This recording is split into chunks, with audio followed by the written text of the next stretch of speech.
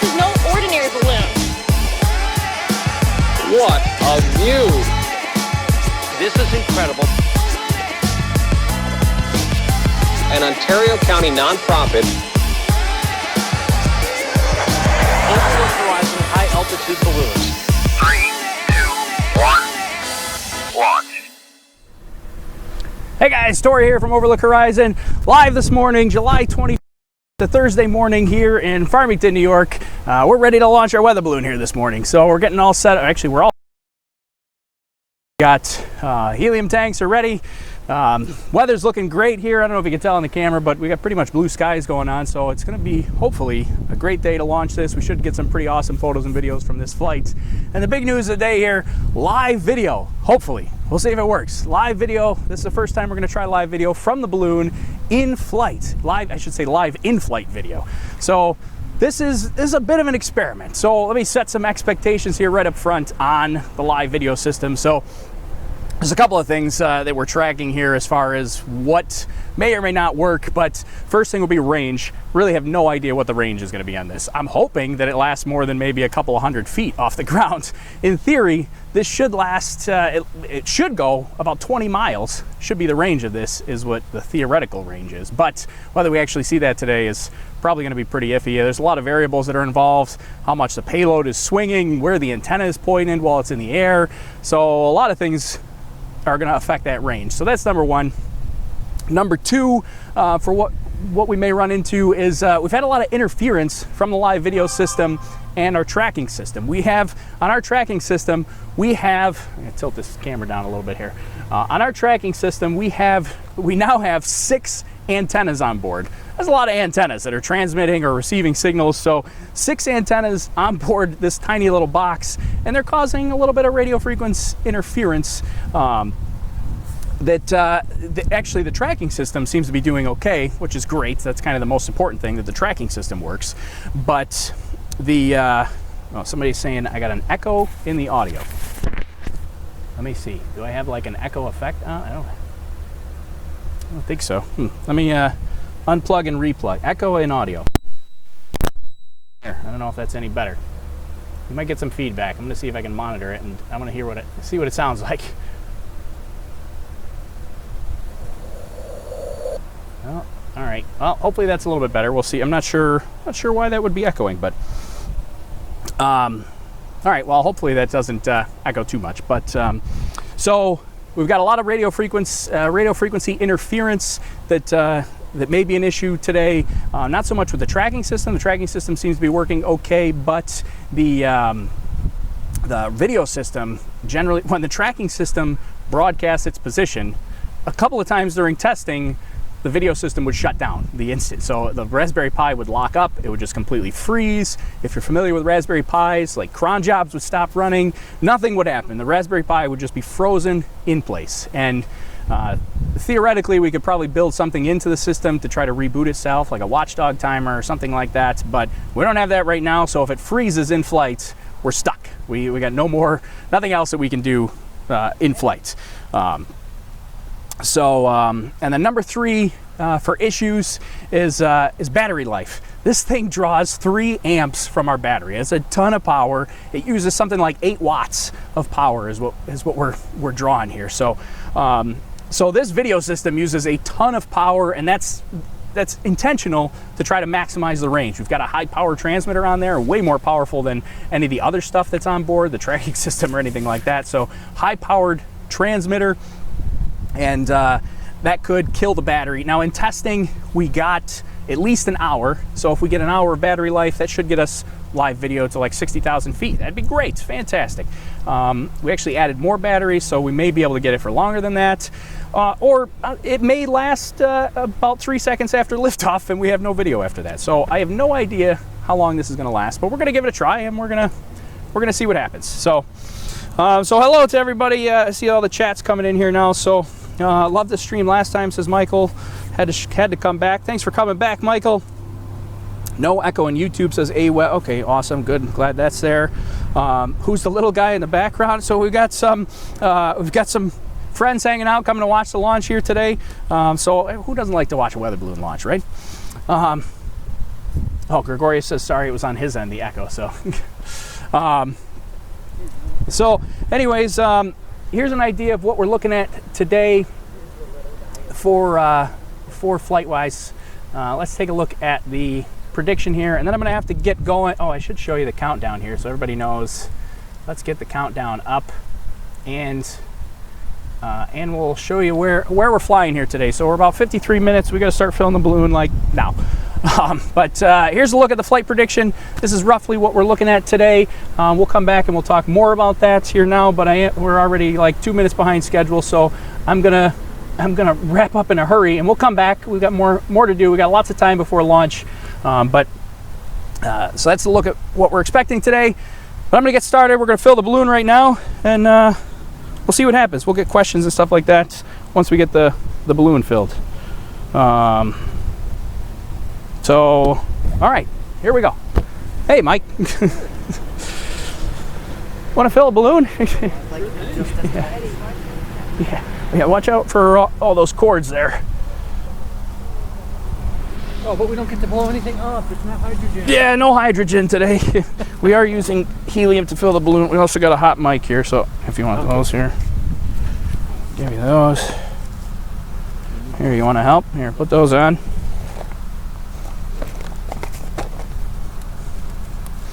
We're flying a 1,500 gram balloon today. Largest balloon that we fly. There are bigger balloons, but they have a bigger neck to them, and my inflator is not big enough for that. So, all right.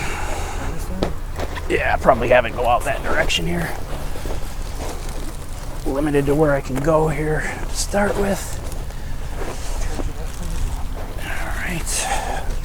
Right behind you, the garbage there. All right, I'll take this. I'll take the business end here.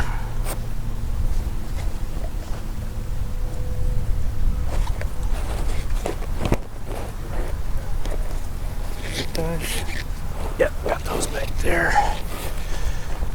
Just gonna need one to start. I'm gonna throw this on first.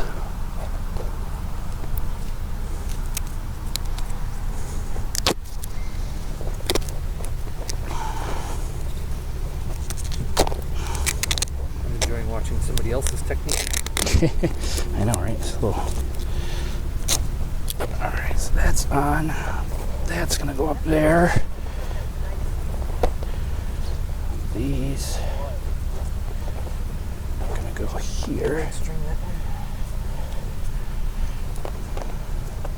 All right, so we'll get this guy in here. Around there. So this guy will be the safety line. It's not going to be attached. And then when we're done filling, we'll zip tie that one before we disconnect this one. And wire cutters. Missing wire cutters here. Where'd my wire cutters go? All right, oh, look out. There they are.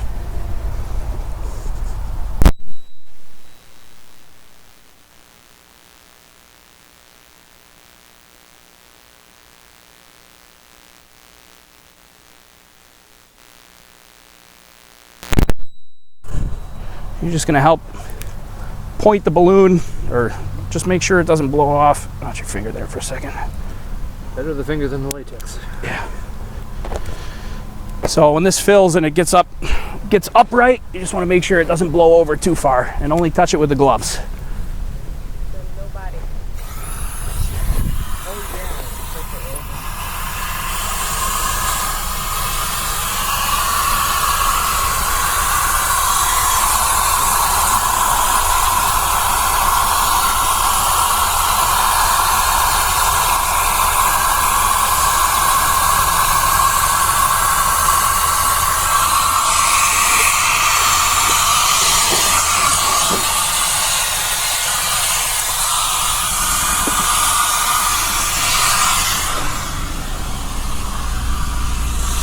Will you hand me that scale there?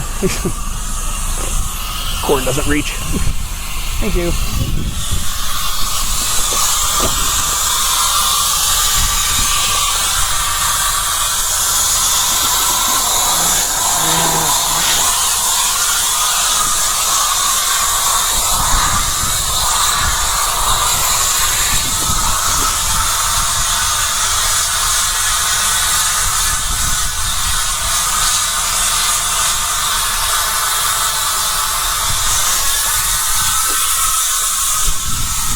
Watch that cord at your feet. Don't step on that.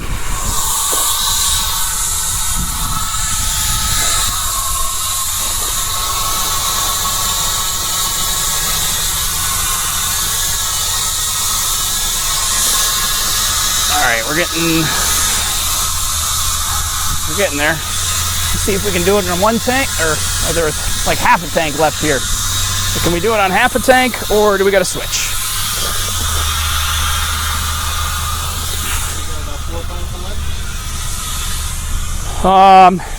Yeah, it should be. It's about 2,800 grams lift, whatever the pounds are for that.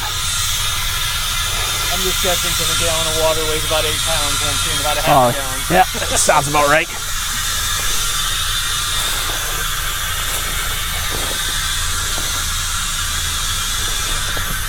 I have a feeling we're gonna have to switch. Yeah.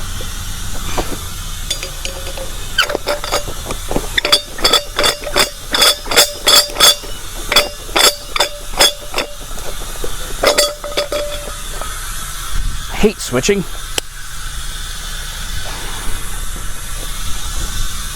Look at the ice on this. Yeah. All right, I'm gonna switch it.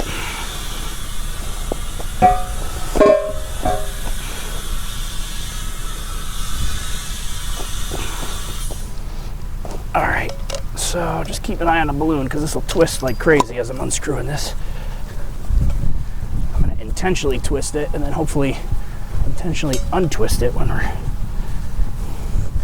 That's full. I can't grab it. There's so much ice on it.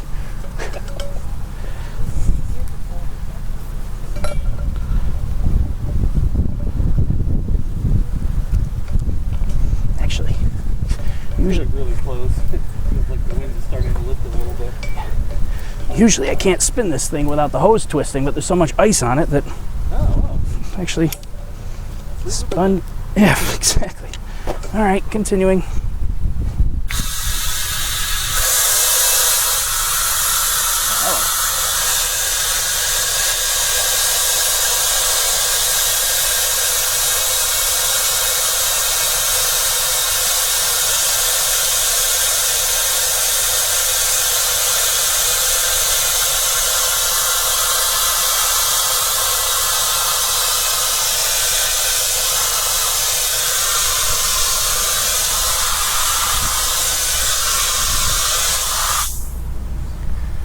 Wait for a minute for the wind to die.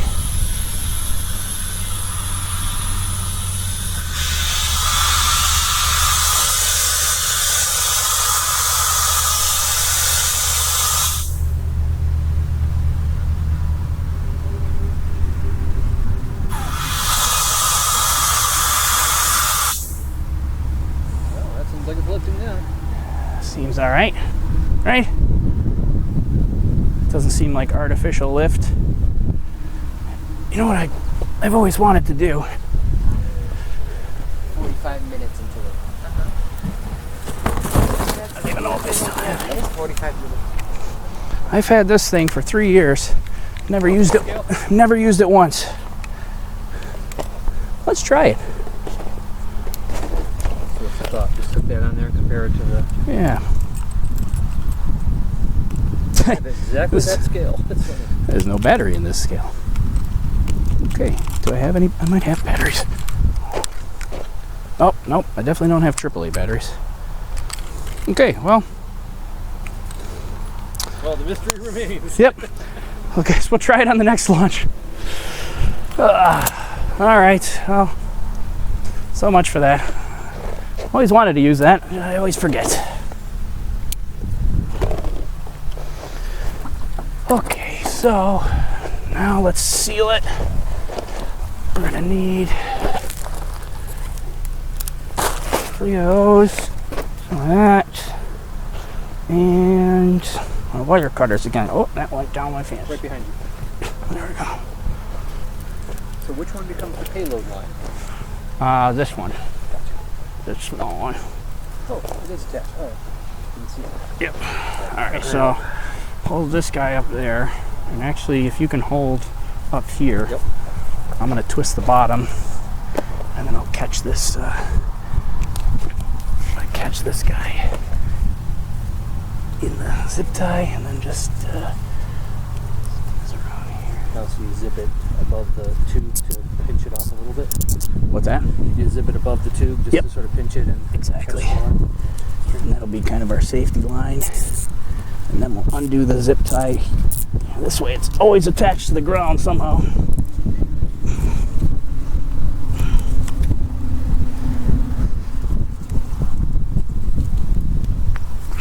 Okay, that's on there. Alright, we'll cut that. Oh, stop.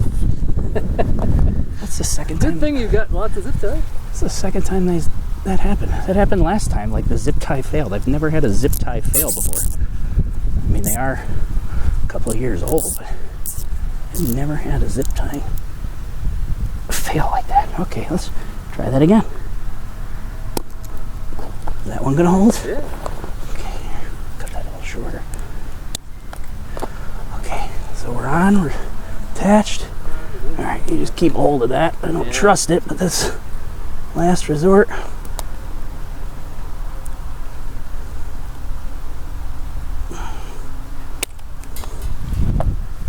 What's that?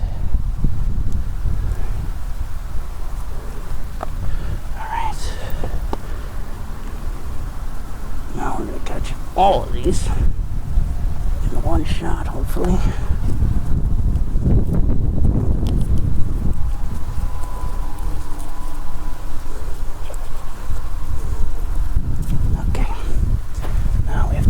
Sure we get all of them in here like that. This one too again? Sure.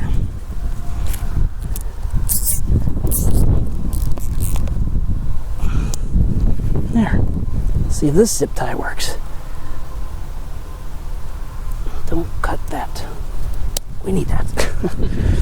All right. All right. Now you want to take that tape off.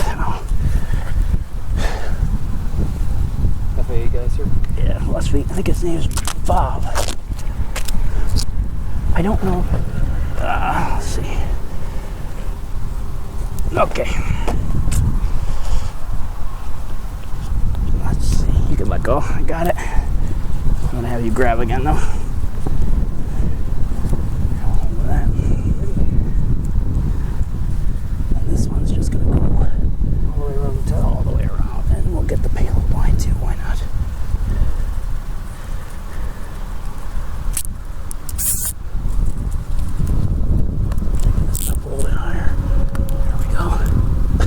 Feels like this one failed too. It's not, doesn't feel like it's gripping. This definitely failed. What is going on with my zip ties? Watch this. It's gonna. No, just to vex you, it didn't fail. Okay, well I don't. You don't trust it. I don't trust that.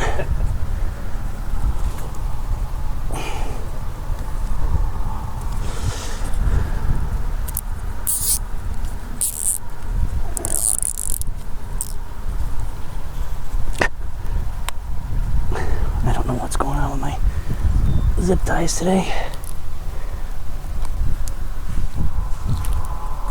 Oh boy.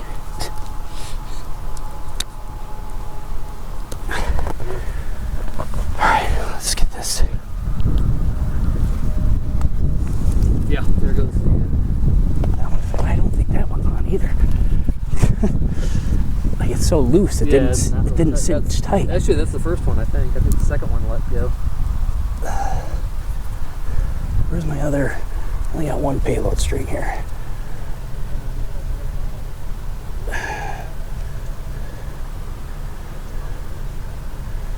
Well, one is all right. We got it.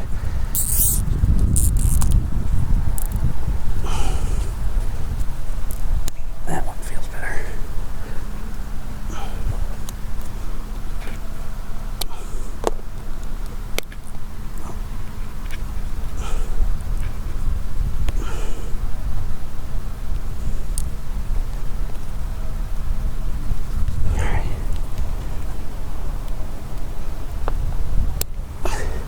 I don't know if those can zip ties get old. Is that what? You wouldn't think plastic could. I wouldn't think so, but It just started happening after the last launch. So you basically just cut all these other strings and just leave them on the nub there? The safety strings all just stay on the nub. If we can try to squeeze them all together to a point there. Just make like a little nub here at the bottom. Let me just make sure we get all the zip ties nice and soft. And then we should be okay. All right, let her go for a second. Let's see if it's, yeah, that's tight, tight. All right, it's in. All right, I gotta unplug the mic for a second.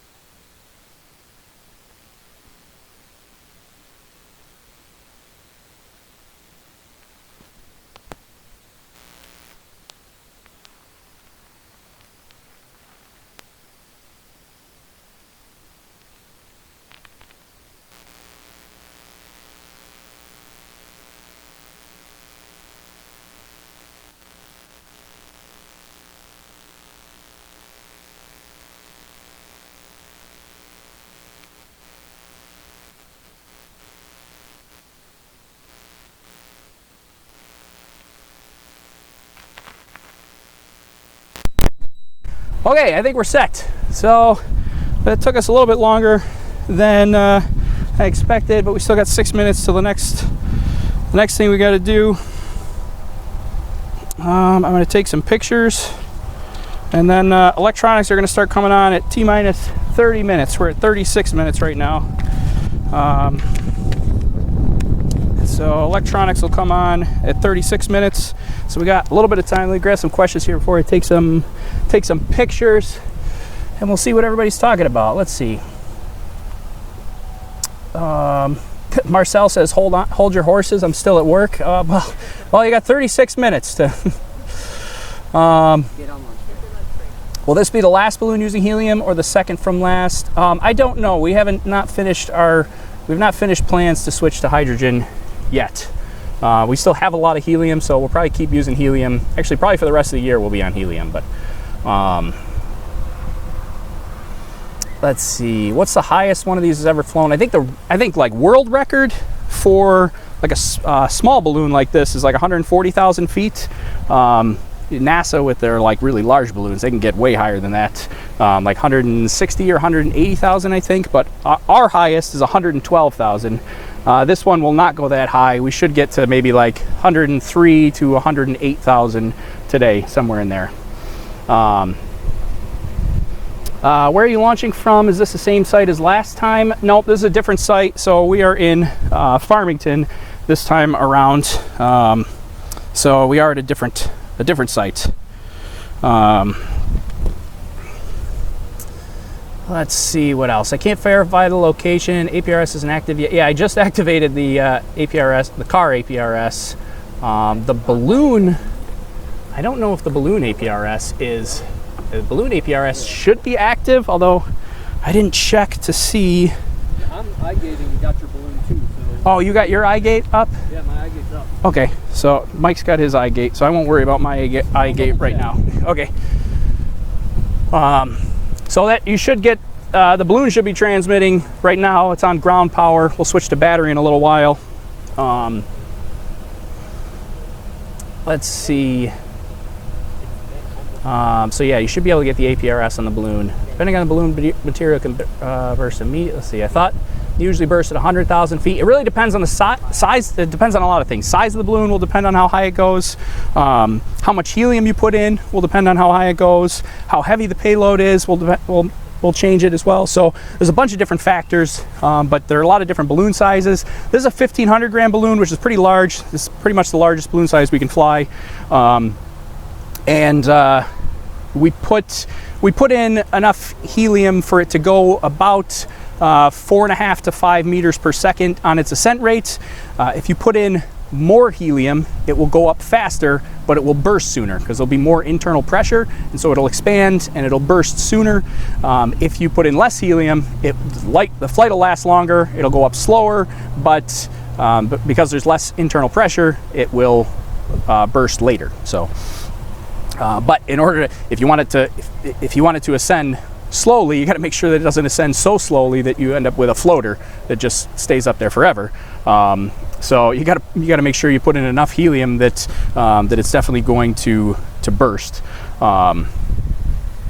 Which usually, as long as you're over, I've seen people try to get down to like 1 to 2 meters per second. That's not a good idea. You're going to end up with a floater there. So you definitely want to be around 5 meters per second, because they'll definitely burst at 5 meters per second.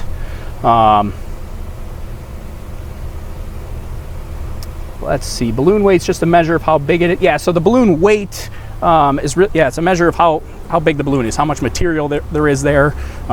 So it's how big it is. Usually the wall thickness is about the same no matter what size balloon you have. It's just there's more material, so there's more room for it to expand. Let's see. Have you got the tracking sites to follow your balloon? Yeah, overlookhorizon.com/map should get you the live tracking. It should be up right now. The live predictions, the landing predictions, they won't start until liftoff. But the balloon and the car should be on the map right now. APRS up. How do you know when to stop filling it? You measure the helium going in. We actually don't measure the helium, so we measure how hard the balloon pulls up. So there, if you saw it, there was a little milk jug underneath it, had water filled to it. That water was filled to a very specific weight, so that jug weighed a specific amount. And when the balloon is able to lift that jug off the ground and basically be able to support the weight of the jug, that means it'll pull in the amount that we want to get the ascent rate we want. So usually, this kind of there's more detailed calculations than that, but as a rough idea, you've got your payload weight, which is the box and the parachute and all that kind of stuff, and your balloon will pull about 1.5 times the payload weight. So if your payload weighs 1,000 grams, your balloon will pull 1,500 grams, so that you can ascend. Yeah, obviously if it just pulls 1,000 grams, you're just gonna sit there and float on the ground. Okay, so I gotta start turning on electronics, but I do want to take some pictures real quick, so you guys can hang out and chat it up for a minute. Gotta get some pictures of our balloon filled, and of course I always got to get the nice selfie so I can post it on our social media later. I'm gonna have to disconnect my mic so I can go around and take some pictures.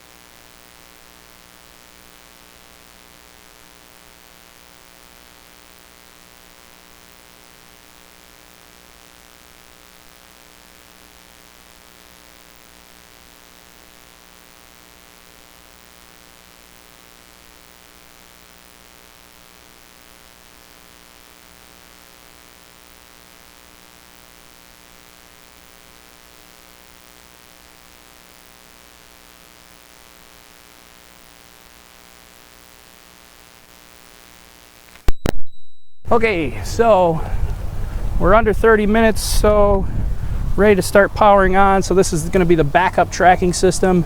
That's going to power on now. That'll take a few minutes to get its GPS location.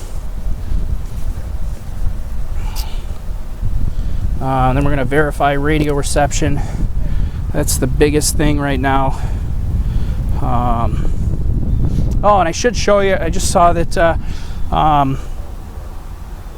that Phil commented. So Phil Stamper is our balloon sack customer today. A couple of his book, I want to take these out here so that you can see them. A couple of his book plates, I don't know if you can see that, let's see, this way. A couple of his book plates right here for his book called The Gravity of Us. Are going to be flying on board here. He'll fly on 2 flights actually, but this is the first set. There's actually there's two of these stacks in there, and those will fly. Those will fly today, and then on another flight we'll get another set. But if you pre-order his book, I think you can pre-order between now and like February. I think it comes out in February 2020. But if you pre-order the book, I believe he's going to sign and send you one of these book plates. So these are going to travel up to the edge of space, hopefully 100,000 feet, experience down to negative 70 degrees Fahrenheit temperatures. So pretty exciting, kind of a cool, unique thing. So if you want to get one of these unique book plates here, so I don't know if that'll focus, but let's see.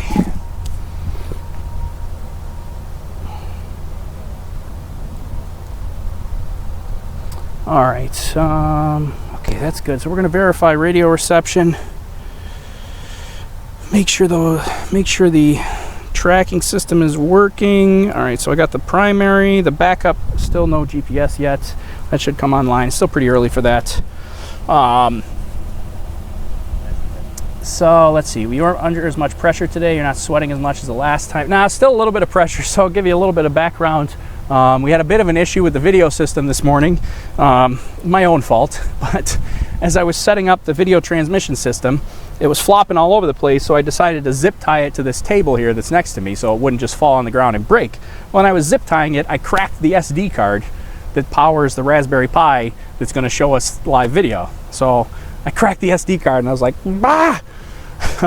So I had to quickly flash another SD card. Luckily I had SD cards here and I could quickly flash that, and it's back to working now. So hopefully we should be okay.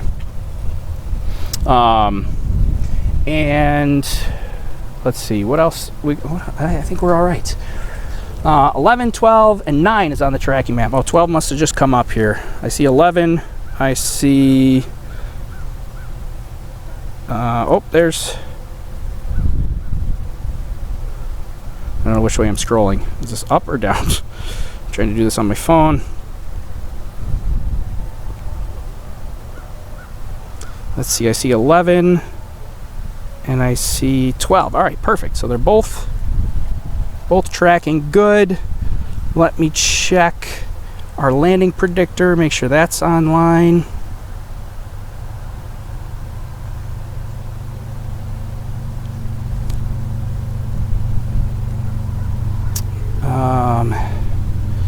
Okay, bear with me 1 second here. How much time? What do we got? 25 minutes, so we got 4 minutes until the next set of electronics is going to come up. That's we get down to about, well, the 20-minute mark. That's when things start to get busy, because that's when we're going to start powering on the main electronics. Let's see. All right, the tracking system.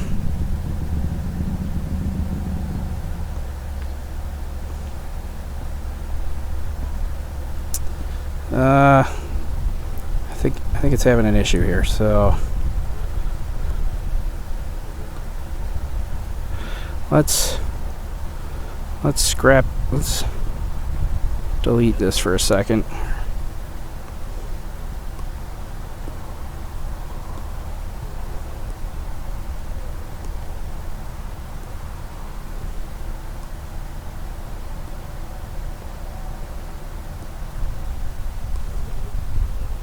All right, so we're just gonna wait. We're gonna wait, and we'll come back and start that in just a second. So, okay. I cracked mine.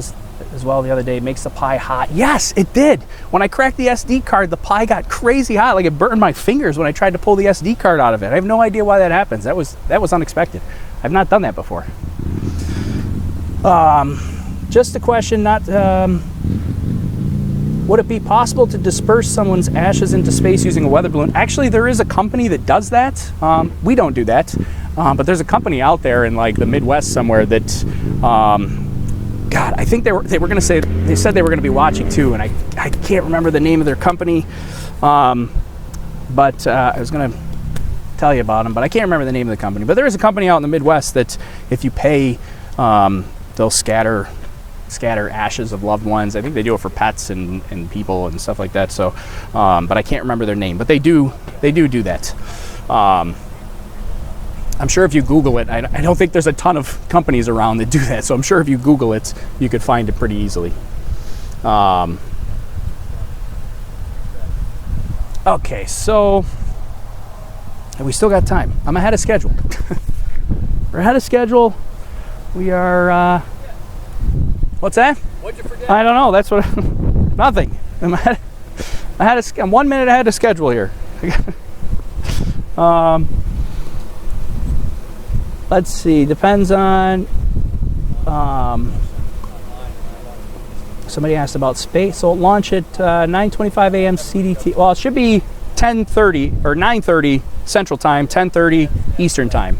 I believe it should be set up for that, unless I did the time. Unless I set up the timing wrong. But no, we should be about right. That'll get us right to 10:30 Eastern, 9:30 Central will be launch time.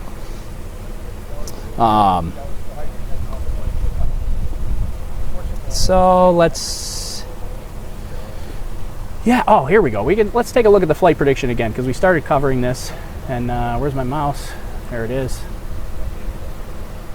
All right, we'll take a look at the flight prediction here again so that you can see what's going on for today. So we are at the top of the map, that top pin. We're in Farmington, right up at the top. When we launch, it's going to head that way, which is east. It's going to head east, but only for a little while. It'll take a dive to the southeast, then it takes another quick turn to the northeast, then it takes a track back to the west.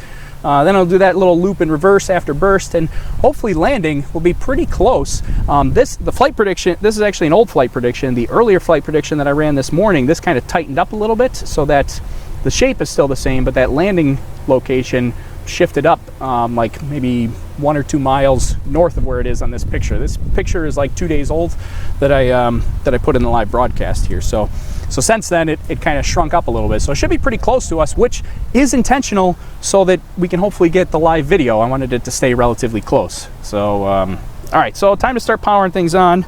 And we're going to switch to battery power right now. You're going to hear some tones. This is the system acquiring GPS signal.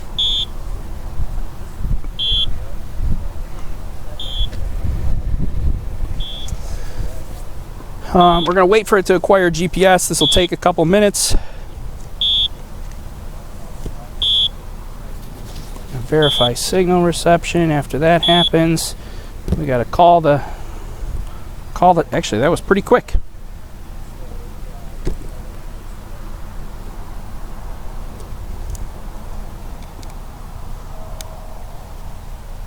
All right, we're up.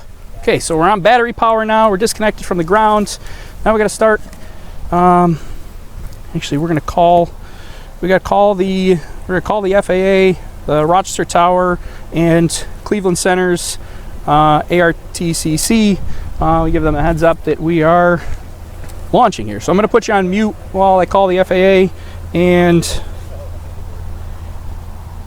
okay, and we'll be back here in just a second. But we work closely with the FAA. We've actually got somebody from the FAA here today that's right behind the camera here. All right, so we're going to call here now and give them a heads up. They should know about it already. We got NOTAMs filed and a pre-launch notice filed, so they should know about it. But now we just let them know that we're actually ready to launch.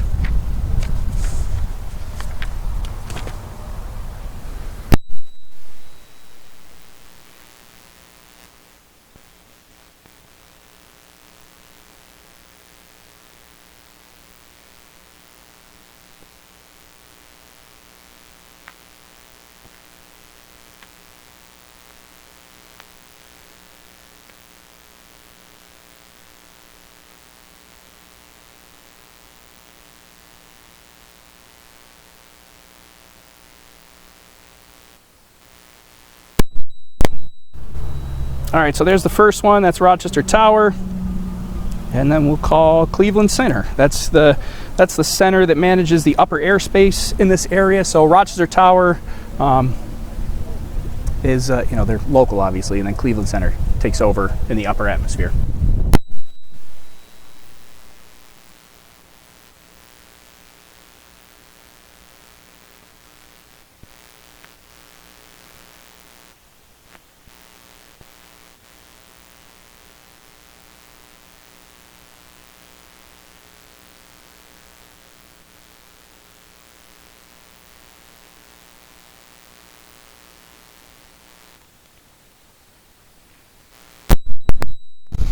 Okay, so that was it. That was an easy one today. Everybody knew about it, so they just said hello and thank you very much.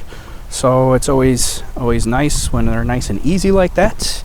So that's it. We're good to go. I lost my pen. It's all right. I got another one. All right, so we did that. Verify that we got signal still.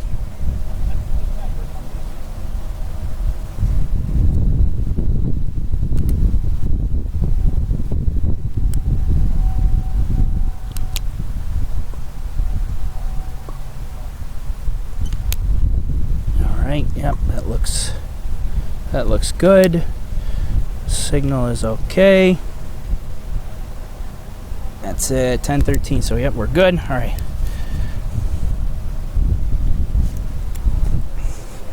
Hey Mike, can I get your assistance? Yep. All right, so this is gonna be the hard part of Not taping your thumb into the payload in the process. Yeah, well, I just want to... Are you going to secure those? Yeah, well, I got too many in here, so there's only a couple that are going to fly. About bouncing around your electronics. Yeah, we're going to set those aside here for the moment. But I got to insert these antennas, and it's not going to rest on the table here, so... Okay. Let's see, actually, the first one I can do easily. We just put it over here. Yeah. That one goes over here. That's the live video antenna. Sit there. Just that easy. Make sure this clicks in all the way.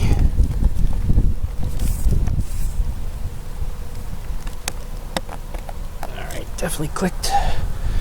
And then this one, which somebody decided it would be a good idea to put it right in the middle of... Who would do that? Payload. Oh wait, we don't want to get that out of there. It's our cut down. Luckily it's nice and bendy. So that sits there. All right, then this is going to come out. That's our cut down. I don't want that in there. Okay, we're out. We're good. All right, let me just set this here. Hold on to that for the moment. Put these in. Let's see. I got to secure these here.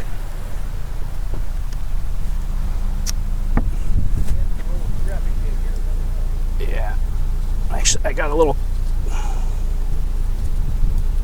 thing we're gonna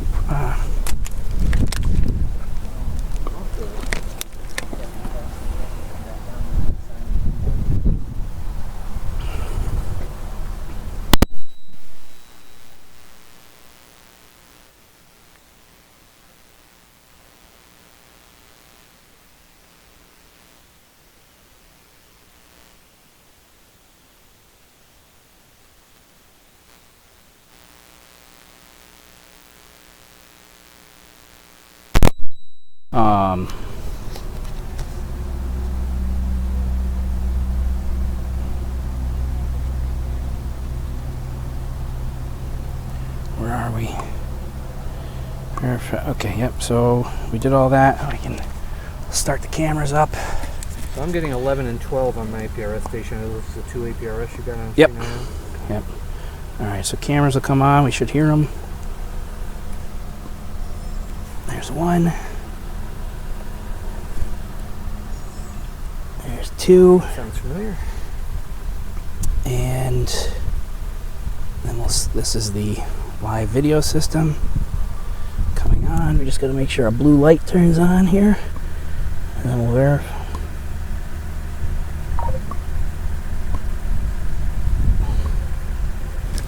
blue light is on.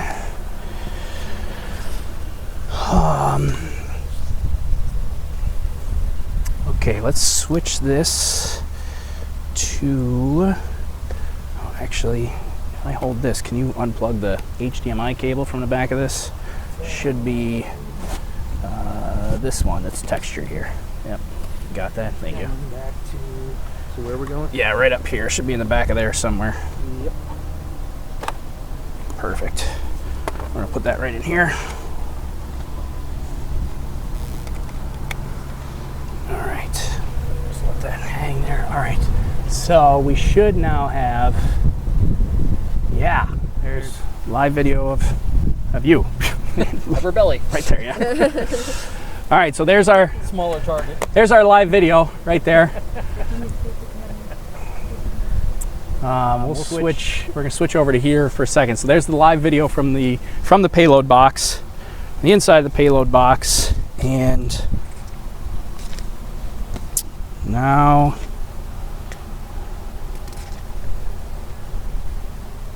You did Yep, Microsoft so- again, right? yeah. Okay, so now we're gonna secure it here. Cards? Oh yeah.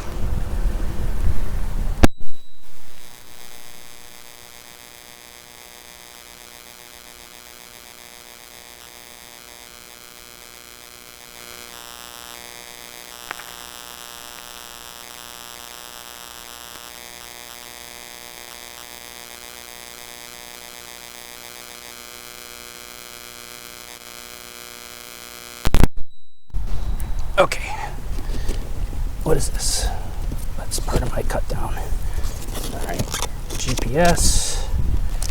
We gotta make sure nothing's tangled here. All right, let's secure this first with tape.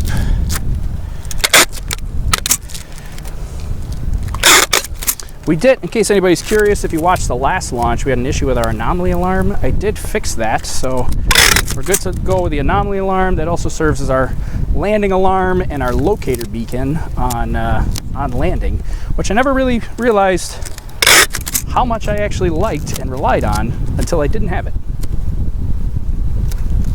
Trying to walk around the field, I must have walked around our payload like 4 times the last time because I could not find it.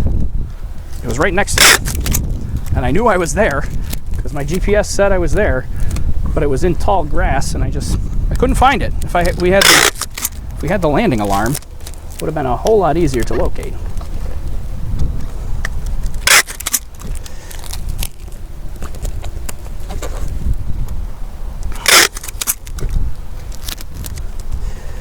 All right, that should be all of them. Okay, what do we got? 10 minutes here. All right, we need this thing here. Give you that, you hold on to that.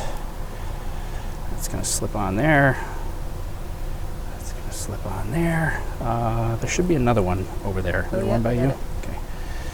This is a safety line so we don't lose our micro tracker mid-flight. I was wondering why that's like, you don't really want support from that. Oh, yeah, that's just the safety. I mean, there's like 19 things holding that in place. There's double-sided tape, there's hot glue, packaging tape, and then if all of that fails, there's a safety line. Oh wait, we need that. I'm gonna slip that ring in there. All right, so that goes there. That'll sit like that, and then we're going to tape this down. Untangled enough? Yeah. Oh, that's actually pretty long today. I'll hold that there. It was must have made my line a little bit longer. It was way shorter than that last time. I had a lot of extra. We do not have a balloon-facing camera today, so I don't have to worry about obstructing that view. We had to remove that, so we had enough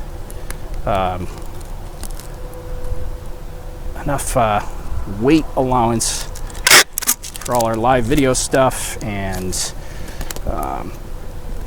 the new stuff going on board. So that's it. We're good. All right, just hold on to that for a minute. Oh wait, we gotta. Can you hold it up in the air for a second? I gotta hold that straight down so it doesn't flop everywhere. Patented guitar string antenna. Yep, it's a little bit crooked, but that'll work. Okay, that should be good. All right, just hold that for a moment.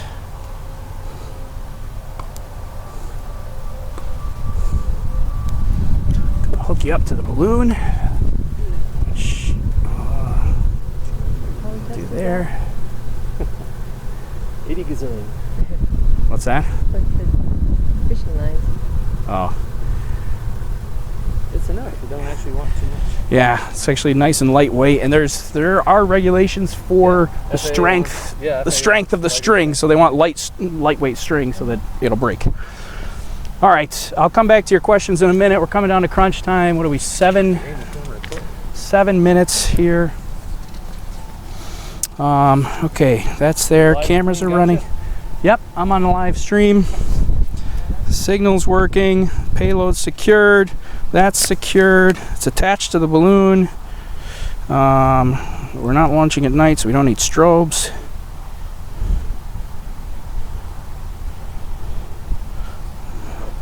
We're going to switch to that, and then we're going to release the safety lines here in just 1 minute.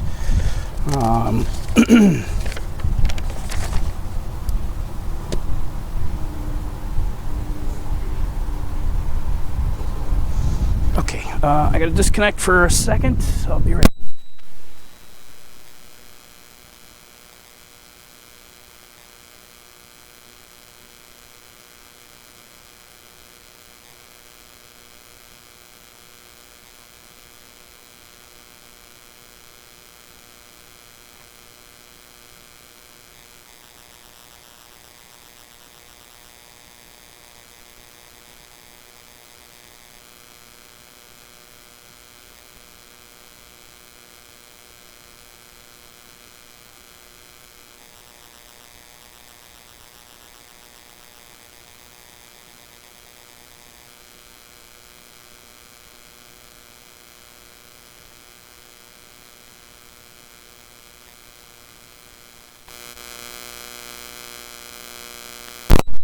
So actually, hold on, I'm going to take this off of me.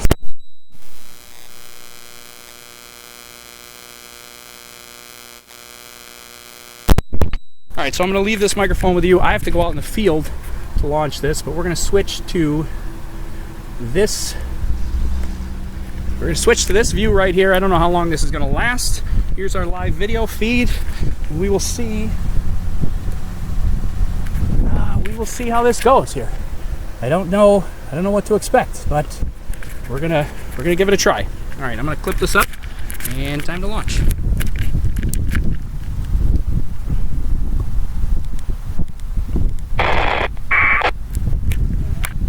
All right. Oh, that's gonna be really loud in the microphone. Let's turn that down a touch. Actually, we'll just turn it off. We'll turn it back on later. Okay, that and nice.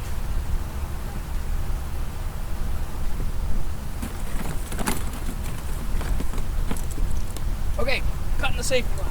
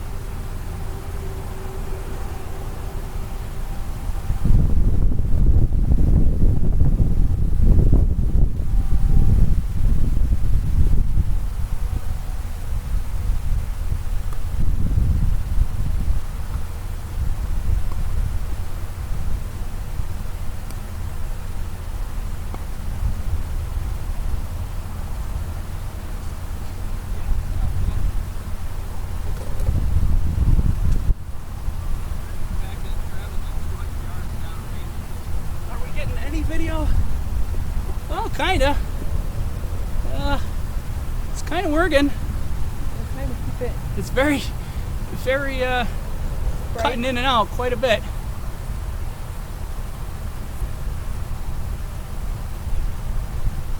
All right, well, hey, we got some video. Actually, look at that. That's pretty cool. I mean, we could do better, I think. It's cutting in and cutting out.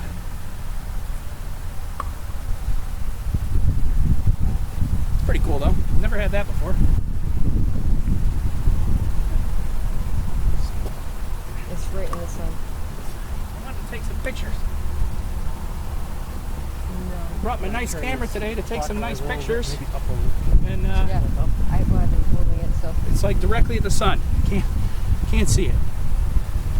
Yeah. Oh wait, that's a ground mic. Yeah, you're hearing the microphone's on the ground, not on the balloon. Yeah, we don't talk that loud. Wow, it is like directly at the sun. In the sun. It is ridiculously hard to see. It's seeing us better than we're seeing We it. can I would actually tilt this here. Why did you do it?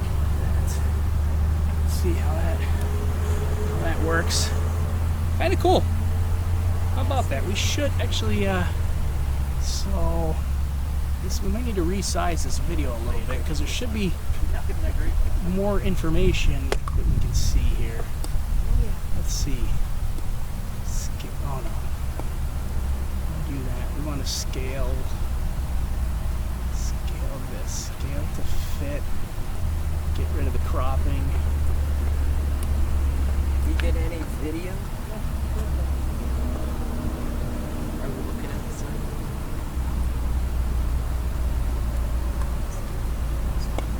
Oh. Alright, so it's cutting in and out quite a bit. Yep. I can see it. Yeah, it's pretty here. Let me do this. See it a little. There we go. Now we can see our stat. Actually, here I can do for the people that are here that want to see it. I'm going to make this full screen on mine so we can see this. Let's see, multi-viewer output on the Dell. No shots assigned. What does that mean? Multi-viewer output. Configure displays on the Dell on full screen. We want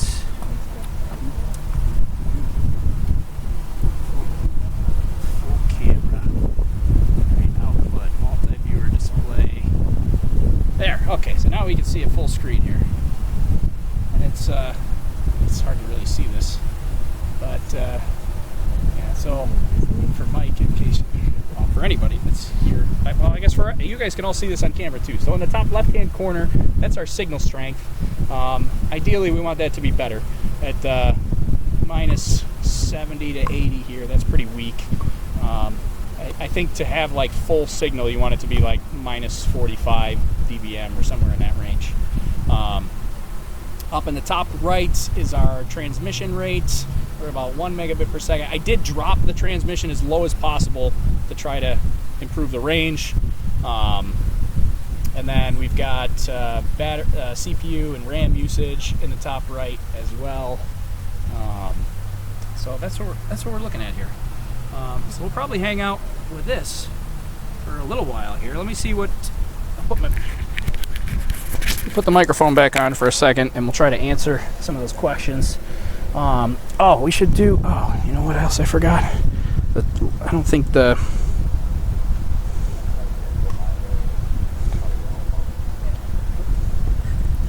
You are currently offline. Why am I offline? I shouldn't be offline.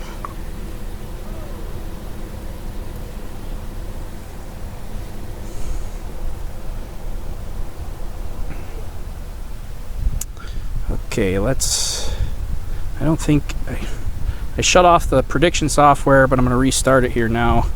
It was having an issue. It thought it was landing while it was here on the ground, so I shut it off until we actually launched. Now we'll start it now. All right, so landing predictions should start momentarily. And once we I'm going to leave up, you know, I know the video's kind of choppy. I'm going to leave this up for a while. Maybe we'll switch to we'll switch to the tracking map probably in a little while if this doesn't last for very long, but we're going to kind of leave this up here until we really have no video left. Let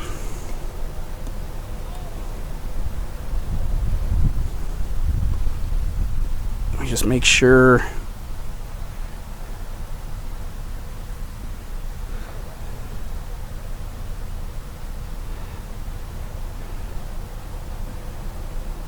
All right, there we go. I see landing predictions in place.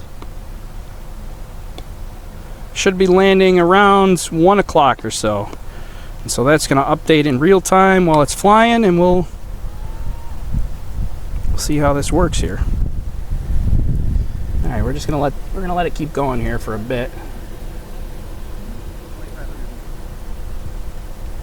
Oh, do you have the map? Oh yeah, I probably should give everybody an altitude update since you can't. So if you want to track this live, overlookhorizon.com/map.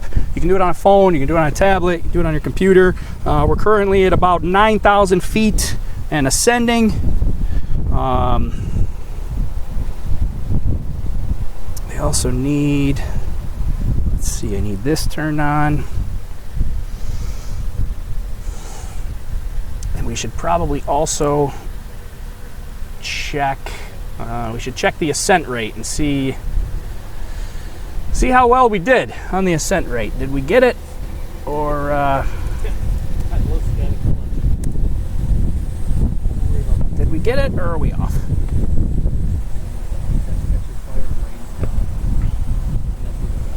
All right, all that's working here for a minute. KBZ 11.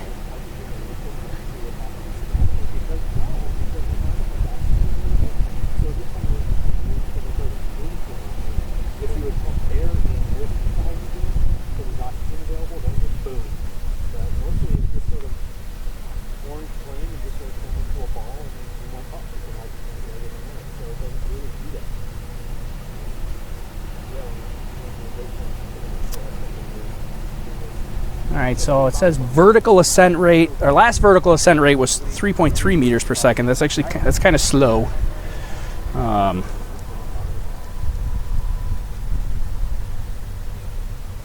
still getting video though, which is good. All right, I'm gonna leave you guys with this video here for just a minute, and I'll come back in a second here and answer some questions here.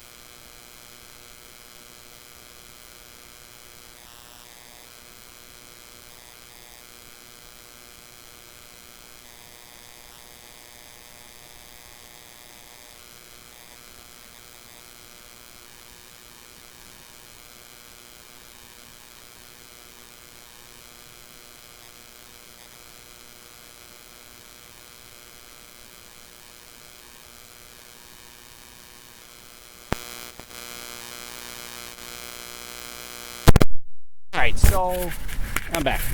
So I wanted to chat with the guy that was here from the FAA.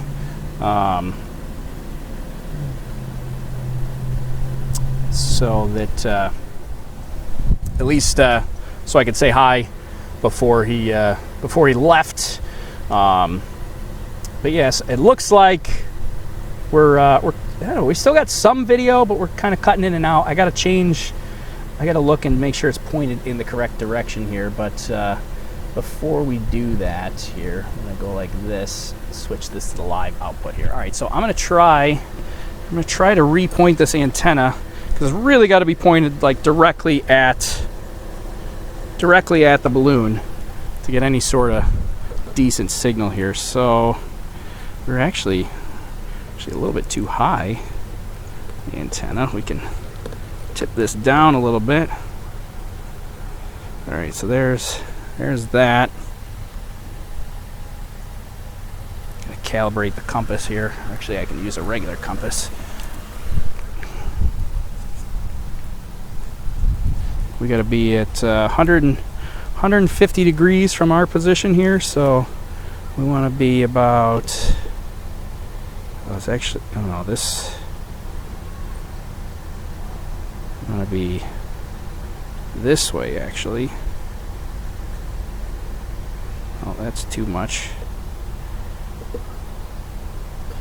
Not enough. Should be, oh, this way. Should be right about there. Oh, geez, there's my water bottle. Almost fell down.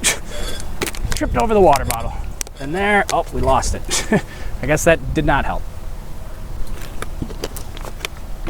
All right, let's move this antenna here a little closer.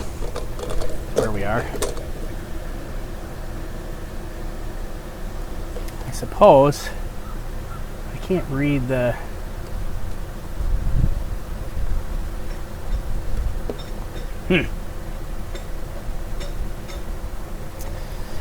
I gotta go. Let's see. How can I?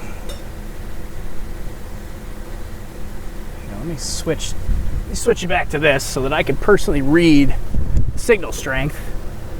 We're gonna maybe try to improve the signal strength a little bit. We go up. We go down. Does it get any better? It's getting a little better. All right, I know you guys are commenting too. I'll get to your comments here in just a minute. Just trying to keep the video alive as long as possible.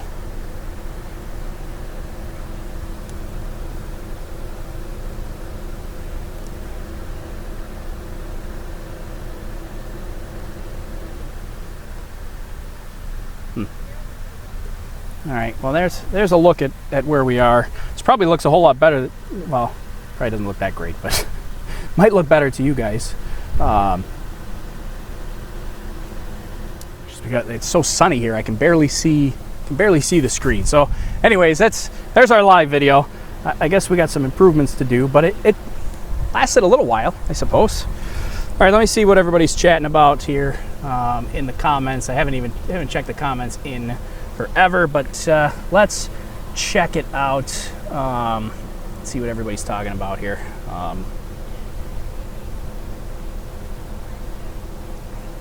Do you have the emergency payload release mechanism primed? Yes, that is still installed, and we'll see if we need that today. That's the cut down system.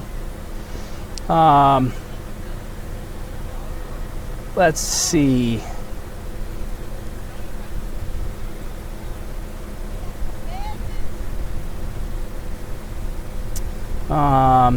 How's your heart today? It's been, yeah, we're a little bit better today. It wasn't quite as stressful as last time. All right, I'm gonna go back to the bottom of the comments. If I missed your comment, throw it back to me, because I probably missed it here. So, but let's see. He should be on Periscope, depending on what the noise level is. Signal is a bit low. Yeah, the signal is definitely struggling here now, but. Surprisingly, we're still getting some intermittent video, which is kind of cool. I like that at least it's still working. I mean, working in the sense that the onboard transmitter is computationally operating. How do you like that terminology? About 10,000 feet, isn't it? Yeah, 10,000. So we're getting video from 10,000 feet. So it's not 100,000 feet, but it's better than like 500 feet. I was quite concerned that this may cut out 3 seconds after I let it go.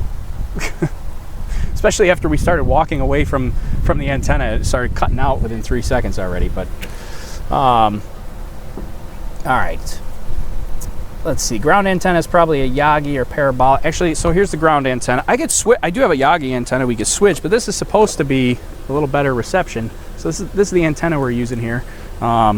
This is supposed to be like negative 20 for gain, and I think the Yagi is like negative 17. What's the gain on that parabolic fish you've got? That's a 2.4, isn't it? Yeah, I think that's 17 as well.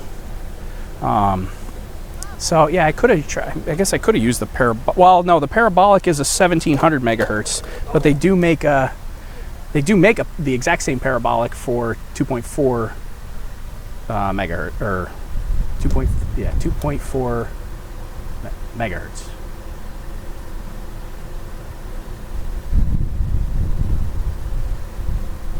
Gigahertz. Sorry. Yeah. I'm reading and thinking and speaking all at the same time. So let's see. You may be getting interference from Wi-Fi around the launch site. Yeah. So this, in theory, this system, when you start it up, it's the air pie and the ground pie communicate with each other. They both look for other Wi-Fi signals for interference, and there's actually a couple different 2.4 gigahertz channels that they can use. It's not exactly 2.4 gigahertz, and so they'll actually look pretty much like your home Wi-Fi. You know, you get different channels, but they'll look at, when they first start up, they communicate, and they both look at interference, and they try to pick the best channel. So yeah, it is possible that we're getting some interference from other stuff, but yeah, hard to say. I mean, and we'll certainly look and kind of analyze this stuff afterwards. Let's see, what are we looking at signal strength wise? Yeah, we're still, and it's really hard to tell like what you guys are seeing because it's so washed out here because of the sun. I suppose I could move this into the shade or something, but that's what that's where the balloon is. Let's see if I move it over here. No, that's worse. Kind of moving the antenna around. I do have this little pointing thing that should tell me roughly where it is, but we still got about 2 hours until landing, so we got some time. And our landing spot is looking good. It's actually gonna land right at Canandaigua Airport. Yep. Yeah, land on the runway. Hopefully they read the NOTAM.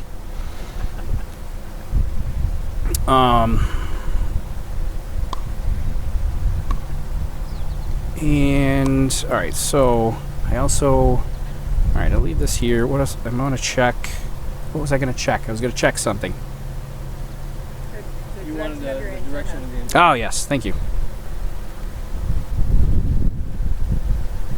I figure out the direction of the antenna. So it says it's supposed to be pointed this way, but it seems like if I point this way, the signal gets worse. It says point that way, and it says the target's at 46 degrees, which is just about where I'm pointed. I'm actually pointed at 40 degrees, so we can tilt back a little bit here. Something like this. That's 50 degrees. Oh yeah, we lost it there.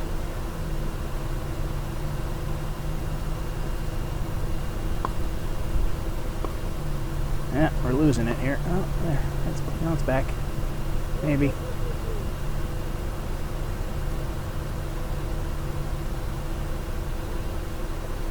All right. Well, there you go. What are we at altitude-wise? It's kind of working. We're at 20,000 feet. That's not too terrible. We could do better, I'm sure. But that's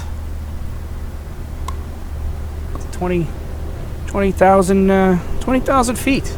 Getting live picture from 20,000 feet from the ground here. 20,000 feet, and it's also 5 miles from us. So I want to look at this on my phone. I wonder if I turn the volume down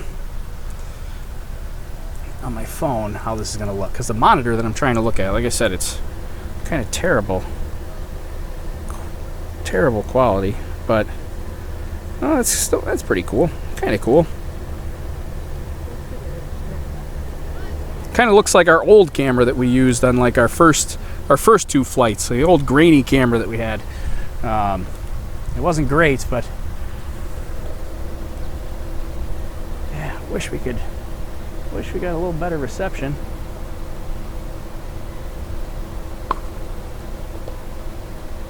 Oh, that's worse. We lost it. Come back to me. Seems like you're between 5 and 6 meters a second. Just spitballing it. Oh, was it? My first reading, I looked at HabHub, and the first one that came up was 3 meters per second. I was like, uh-oh. Yeah, it seems slow at launch, but you're like 7,500 meters now, and it's been a little over 20 minutes. So All right, so because this is really starting to cut in and out, I'm going to kind of split screen it here so that at least your eyes don't go numb trying to watch all the cutting in and out of the video footage. And let's see, we're going to close that. We're going to move this to the other screen. Oh, there we go. We lost it again. All right, let me say goodbye for a minute. I'll be right back.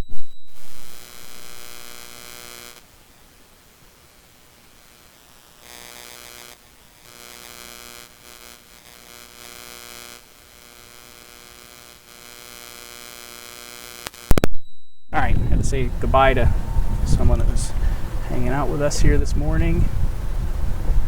All right, we're kind of losing the video feed here. This is, to be expected. All right, well, since we're losing it here, we'll let's switch over to the map now. Where's my map? Did I lose it?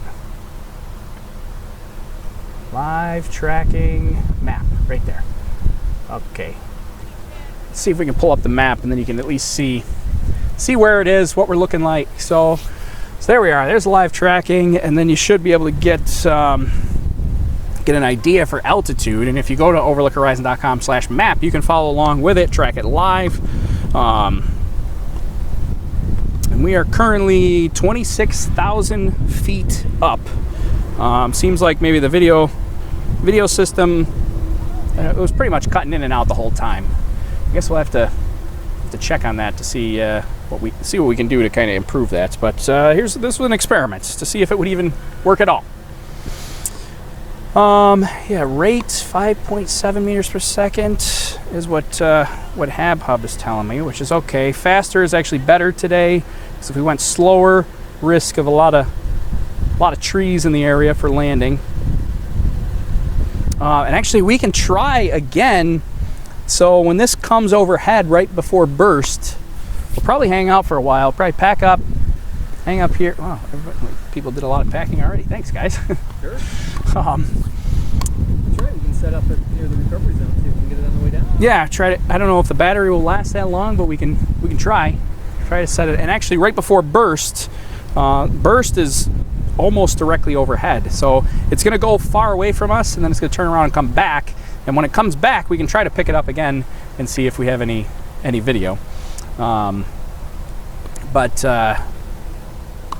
little bit of divergence from the prediction there.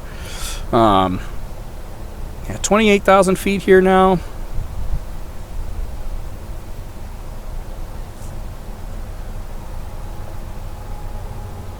We're getting positioning reports, so that's good. Predictions are happening. Things are happening today. This is good news. All right, what is the estimated diameter before the balloon bursts? So this balloon is it's intended to burst around 37 feet in diameter. Somebody will have to convert that to meters for me, but about 37 feet in diameter is when the balloon is supposed to burst by the manufacturer's specifications.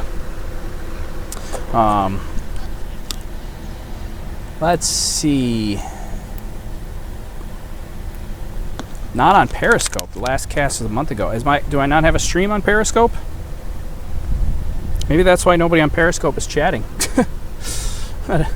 I thought I was on Periscope, but I didn't really check to make sure that it was streaming on Periscope. I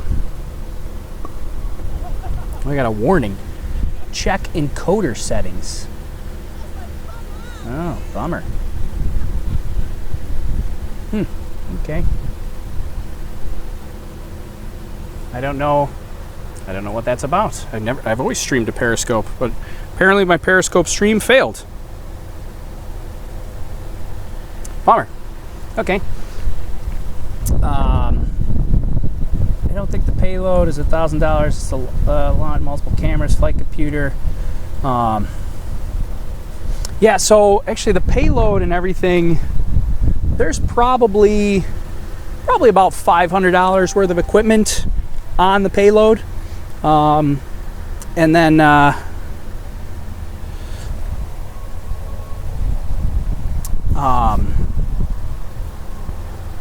then you get the balloon, which is about $100, the helium, which is like $200.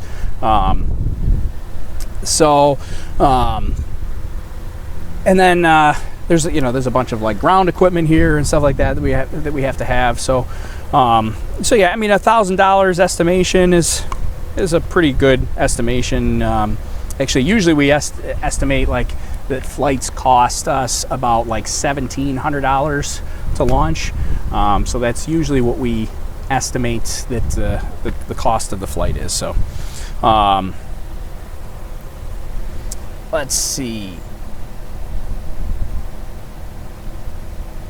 If you lose, oh yeah, so that's the equipment. Yeah, so if we lose the payload itself is probably about $500 worth of equipment.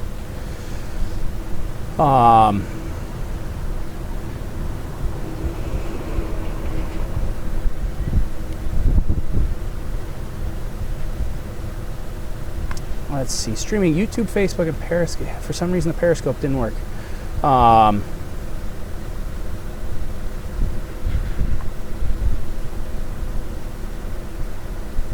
suppose we could have tried the Yagi, but I didn't. Nope, not on Periscope. I wonder if I can fix that here now. I don't know if it's worth it at this point. I mean, we're kind of late in the process now. Don't know what happened. I didn't even know that wasn't working.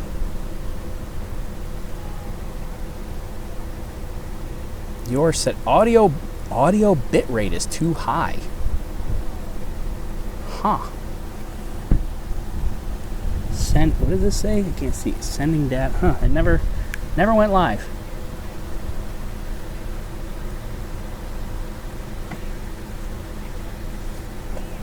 Well. Still receiving both right from my truck.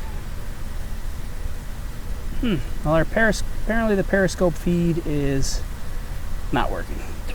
But that's all right. YouTube and Facebook and Twitch. All right, see, this is why you got to subscribe to the YouTube channel. Subscribe to the channel, and then if something goes wrong and Periscope goes down, then you're ready here over on YouTube. All right, so oh yeah, we got the live tracking map up, so we're good. All right, so I'm gonna let this track for a bit. So here's the plan for today. We're going. Actually, now I'm kind of curious if we're getting any video. No, we're not getting any video at this point. I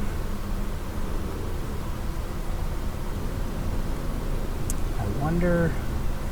Let me try one more time to pick up the video, and we'll see if we can get any sort of reception while it's here. All right, so this is supposed to be pointed. Wait a minute, I'm confused.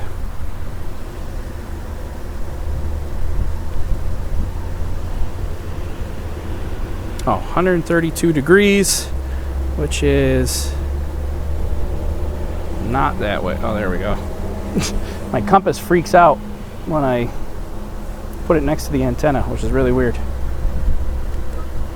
So it should be pointing about that way. It's 138 degrees. And then 37 degrees up, that's pretty high. 37 degrees up should be more like, that's kind of high. Oh, too low. That's 41.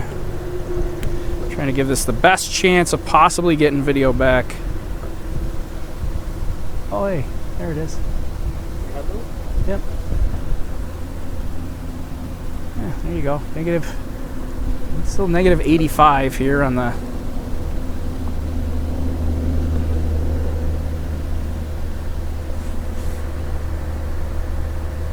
It's moving this direction, so.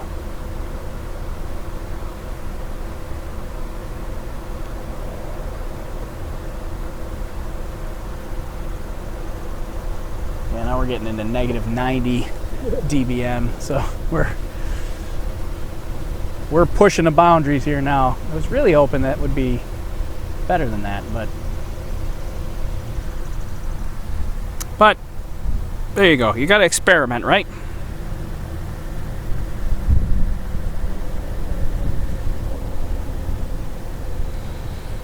All right, predictions are running, so we're in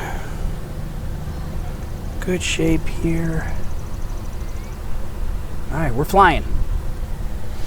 In theory, a Yagi or parabolic have the best range, narrower beam. All right, let's try the Yagi. Where's the Yagi?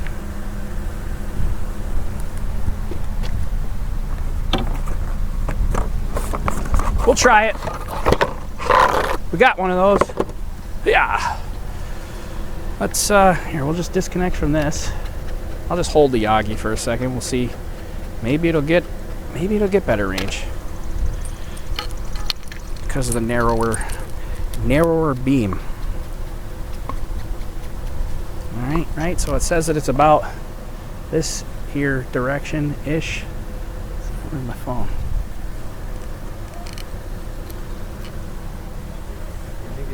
Yeah, I was gonna say, I think you had your finger wrapped right around the... Yeah, I want to do that. Oh, there we go. Oh, actually, well... So there you go. There's with the Yagi. Actually, it seemed like the signal strength was a little bit better, actually.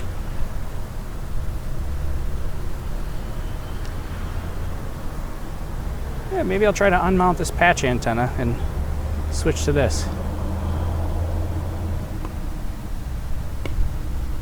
Now see, now where this is going to go eventually is if you want to pull that off, yeah, you can try to pull that patch antenna off. I'll just hold this here. I don't know which direction to point at. It's a hard thing, but so the plan is here as far as development of the live video system. So right now, getting live video is really dependent on my one ground station that's here.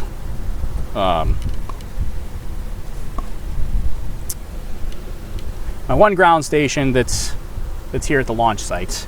The plan is, so what you can do is, let me move this around here.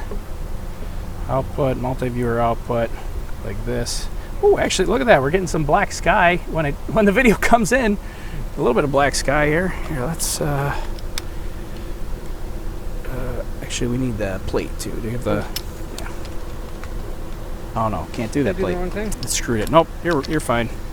I don't have an adjustable plate on this. Ha!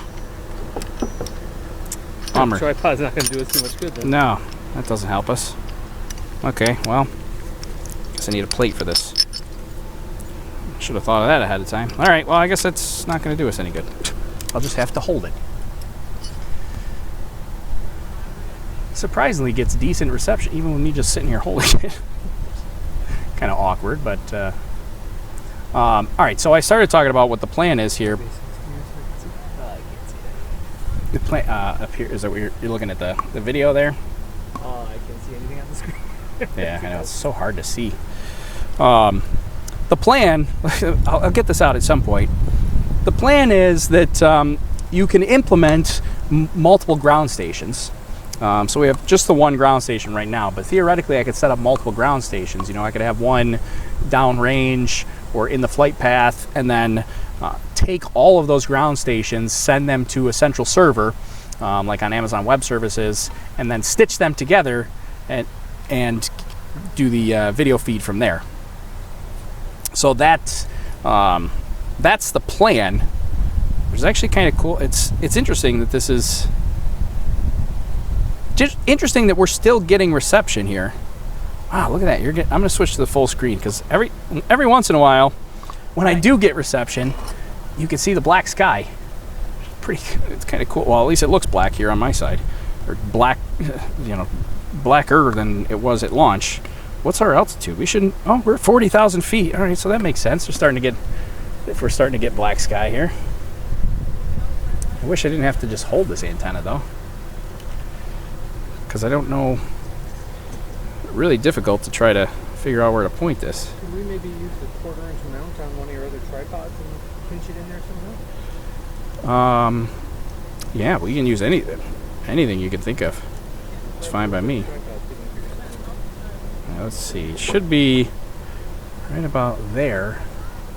Is where my phone says it's located, but yeah, that's not bad. Cutting in and out quite a bit. There you go. -80, -82, blah blah blah. Yeah, so it's still cutting in and out quite a bit. But every once in a while, when you get that little freeze frame, you see kind of a cool picture, right? That's all right. I can't really see your chat, so I'll put it up in just a second. But I'm kind of fascinated by this at the moment. Come on, give me some picture. Solution involves duct tape. Oh no, I like solutions that involve duct tape. Mike's getting us a duct tape solution here. I like duct tape solutions.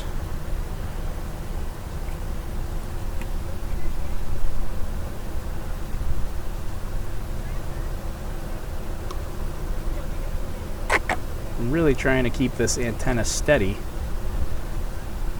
But I do think the Yagi, I don't know, that's a good suggestion there from Gregorius. That did recover our reception, did improve a little bit.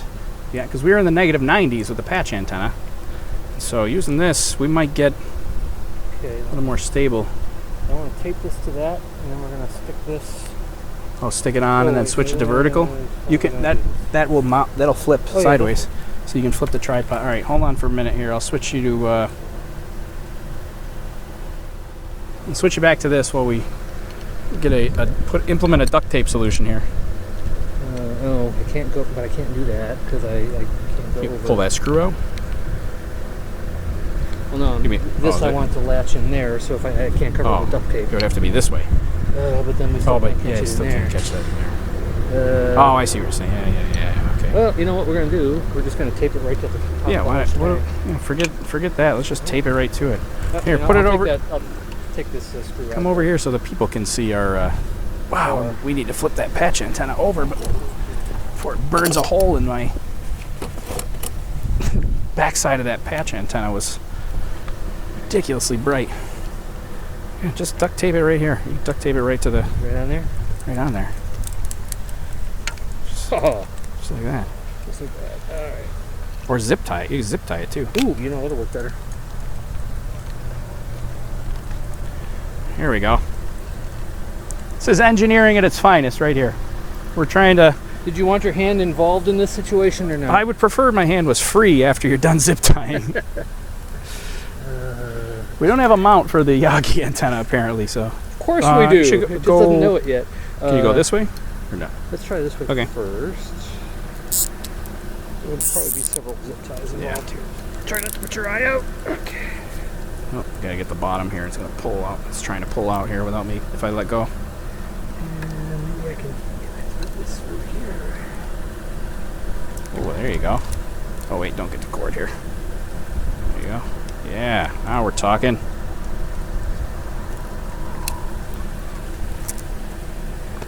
Bound to put your eye out eventually.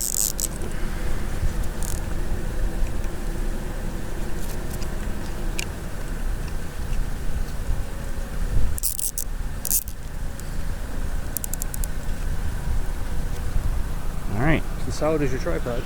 Yeah. This is not the nicest tripod.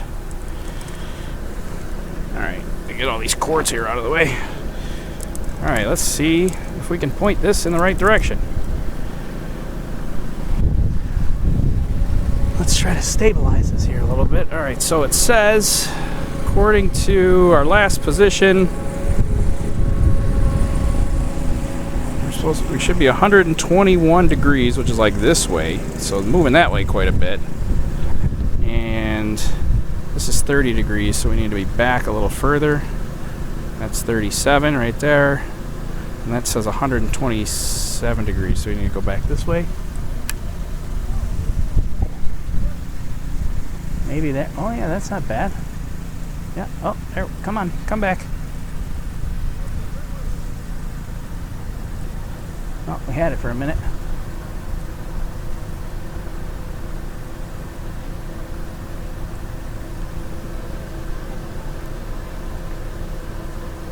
Where's my compass? You know, phone compasses are awful. Oh, I've got a real compass. Do you really? Yeah. That would be awesome. I have a real compass, but that is equally awful.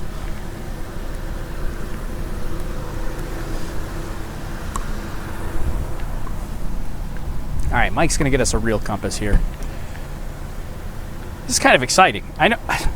I don't know if you guys are as excited as I am, but I'm actually quite excited about how well I think this is working. Even though you guys might be like, yeah, that's it looks awful. But look at that. That's cool. You can see black sky every once in a while when it cuts in and out. All right, here we go. So High-tech Walmart $2 compass. this is what I need. I bought what I thought was a high-tech compass. 119 degrees.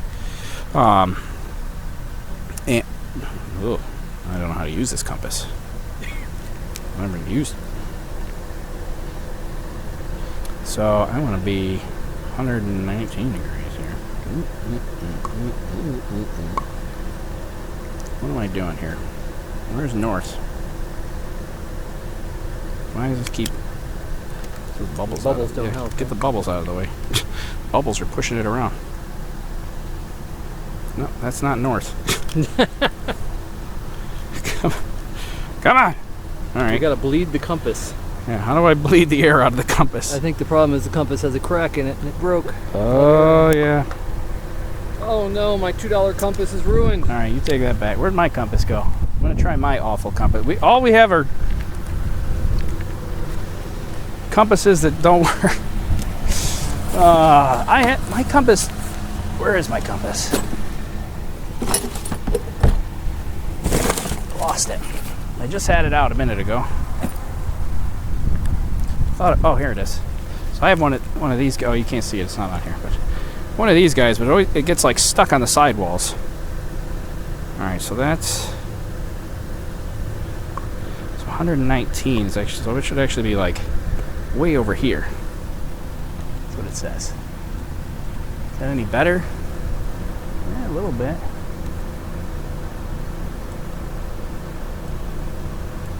No. Back this way. Come on, come back to me.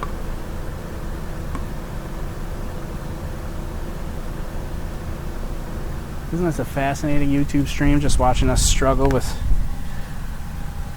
technology? All right, where are we? We're supposed to be now. Oh, 113 degrees. Wow, it's moving pretty quickly across our field of view here.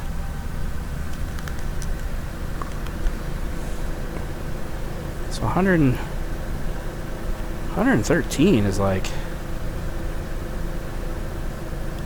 Come on. See, this is the thing I hate about this compass. It gets like stuck. 113 is like there. And it's moving this way, so I'm gonna lead the passer here. And then we want to be, well, we're still 37 degrees, so should be there-ish. Yeah, it's in and out, coming and going. We're kind of stretching the range here. It's 12 miles away from us, so it is kind of stretching that range a bit. When it turns around, we'll try to pick it up again when it turns around towards us. Look at that. See, every once in a while, when it pops into view, you can see the black sky, because we're at 50,000 feet here now. I mean, we're still only halfway there, but still pretty cool. I mean, the big question is going to be, is the battery going to last? What are our temperatures like? Oh, I don't have an I can't read the internal temperature. Whoa. Oh, that's one problem picking up. Oh, the wind is picking up. Minus 40 is what I got. Yeah, that's going to be external. 10.7 volts. Negative 40 is the external.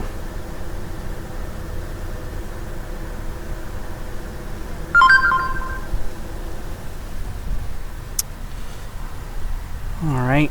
Well, see, I like when it clicks into view and you can see it for just half a second. I mean, I would love to just see it, you know, the entire time, but obviously we're struggling with reception here a little bit. Going right into the trees. Yeah, now we're running into the trees. All right, where's my pointing app here? So we should be 36 degrees. It's pretty much, yeah, we're still at the same rough idea. So it's just going to be directional pointing here. Well, there is a sticker that I can attach it, but it's, I don't know, I always have to like, so when I hold it, it like gets stuck and I have to be like, hello. So, yeah, it's more like there, it says. Is that any better? Are we getting it? Yeah, every once in a while. It's coming, it's going. Kind of cool. I liked it. I mean, even the coming and the going of the feed, I'm interested. All right, let me see what everybody's talking about. It's 11:15 where I am. Yep, we are 11:19 now Eastern time. We're in New York. Temperature telemetry negative 40. Oh, yep. Thank you, Gregorius. 12 satellites. We're down to 122 millibars. 5% humidity. Coffee Music says smash that like. That's very trendy. I like it. Coffee Music. Thank you. What kind of antenna is on the payload and what's its orientation? Yeah, so it's an omnidirectional antenna on the payload. Which is, it's part of the issue. There's no active directionality on the payload, so it's an omnidirectional, kind of like a rubber duck antenna, just kind of holding out the box. Except it's another concern I have for landing, because the antenna on the Wi-Fi system is the Wi-Fi system, the video system. It's using Wi-Fi, but the video system is very rigid. It's like plastic, hard plastic. Whereas my tracking system antenna is very rubbery, they're both sticking out of the bottom. So when it lands, in the past, the tracking system antenna has not been a big issue because it just bends and flops and it's very rubbery. But I am a little bit concerned at what happens when this lands and the Wi-Fi video antenna smashes into the ground. That's not going to bend. That's just going to, hopefully it just tips over, or it's going to smash back into the payload box. And I don't know, luckily there's nothing above it, so it shouldn't hit anything. I just hope it doesn't break the payload box, because it is the same box that I use on every single flight. Yeah.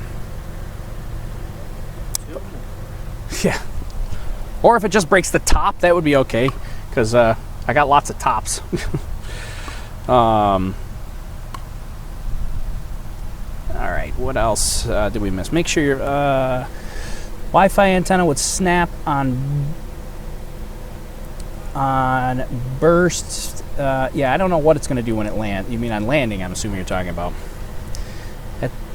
At that range, live video feed is awesome. Well, thanks, Gregorius. I think it's pretty awesome. I mean, I know it's kind of just cutting in and out, but I mean, the fact that we're at 55,000 feet and 13 miles away, and we're still getting some sort of patchy reception is still kind of cool.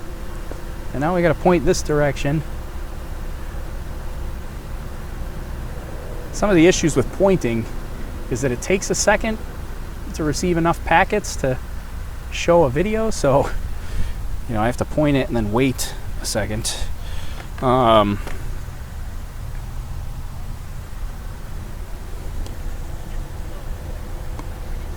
want to wait until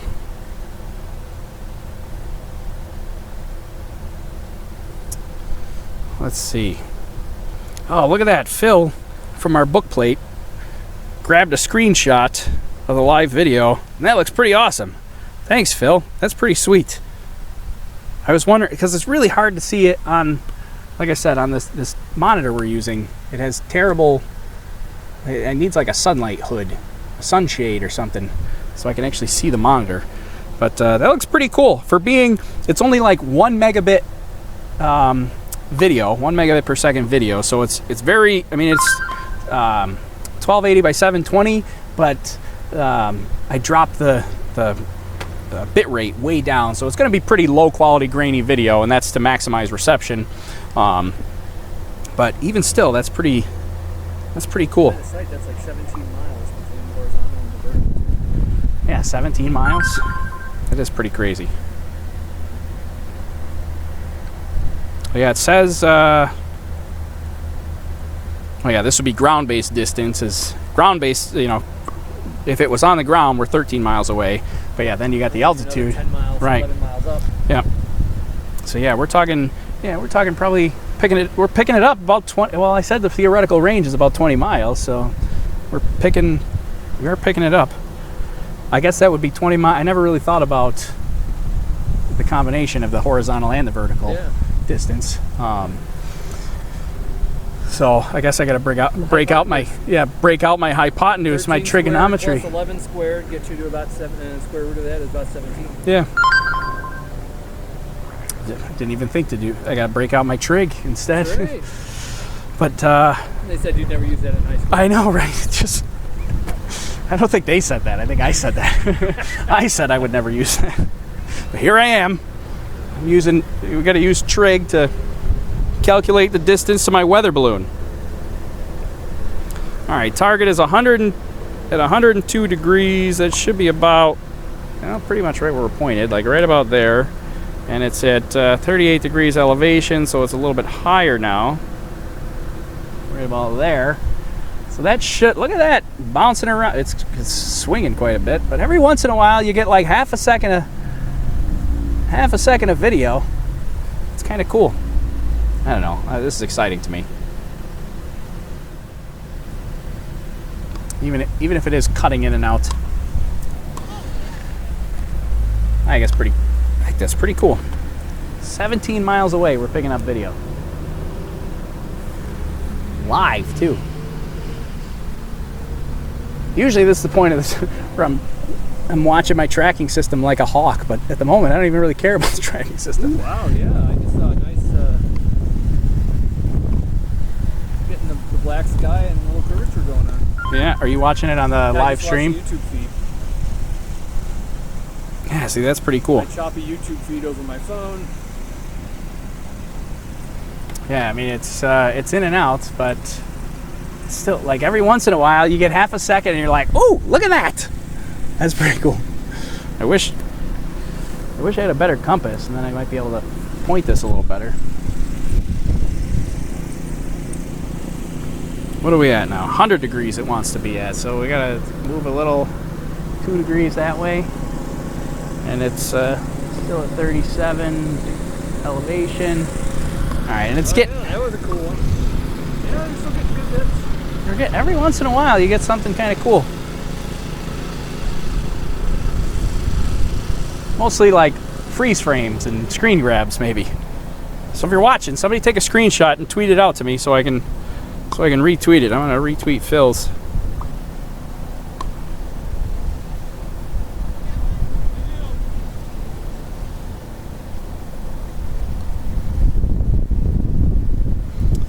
We gotta retweet this here.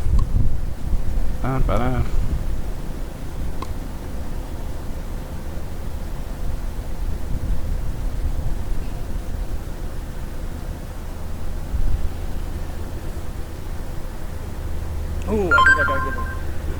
You grabbed a screenshot? All right, let me see if I got it. I mean, the nice thing, that's kind of why I want to leave the video up like this, is because afterwards I'm going to come back and probably screen grab a whole bunch of these. Oh, wow, look at that. That's pretty awesome. You got to touch your phone. There you go. That's pretty cool. I love that. Tweet that to you or something? Yeah, send it out on Twitter. I'll retweet it. while I'm messing with the antenna. What are we at here direction-wise?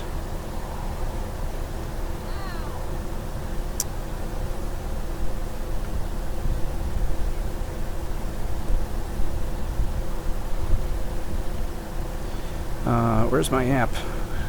Too many things run. Oh, 103 degrees going back the other direction here now. So we got to turn this way. Better or worse? Worse. We lost it. Well, it's gonna eventually. Did we make the turnaround yet? It looks like it's making the turn right now. So this is about as far away horizontally as it's going to get from us. And now it should start coming back. And this is where.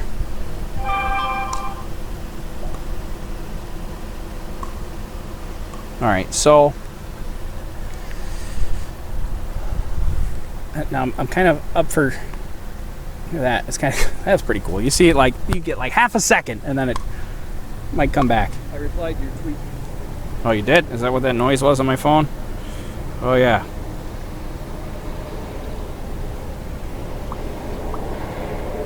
There we go. That's a cool picture.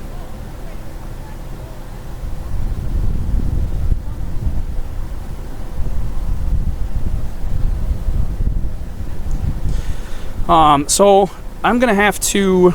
I'm gonna leave this up to a vote for you. I gotta start packing up. I can give you the split screen cam so you can see something other than choppy video, or I can give you just full screen choppy video. You tell me what you guys think is the best option, and I'll leave it up. Because I gotta pack everything up so that once it bursts, we can book it out of here, because I want to try to get some photos of it landing. I got my nice camera today, and I want to try to get some landing photos, which means I got to be packed up and have everything in the car. So I'm really surprised. Let's see. All right, you guys. I didn't look to see what the results were on the vote. You guys tell me what you think on the votes. Gregorius says split screen. Okay, it looks like people are saying split screen. All right, perfect. I'll go split screen. All right, we'll go back to this so you're not staring at choppy video. Actually, we may even. Well, I should get rid of this. We're not. Let's see. We're just going to edit. We're going to edit the broadcast in real time here. I need. Where's my text?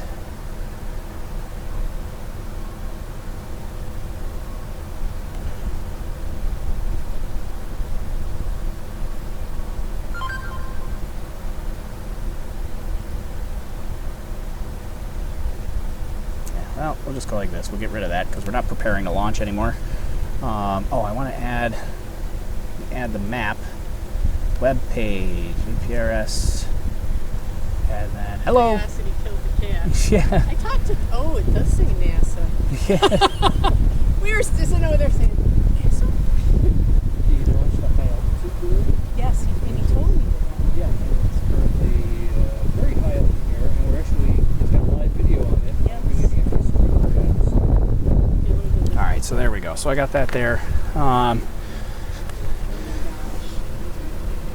Yeah, so, all right, let me try to point this one more time, and then I'm going to start packing up so that we can get on the chase. That's what I thought. So I'm impressed. Where are we? 101 degrees is there.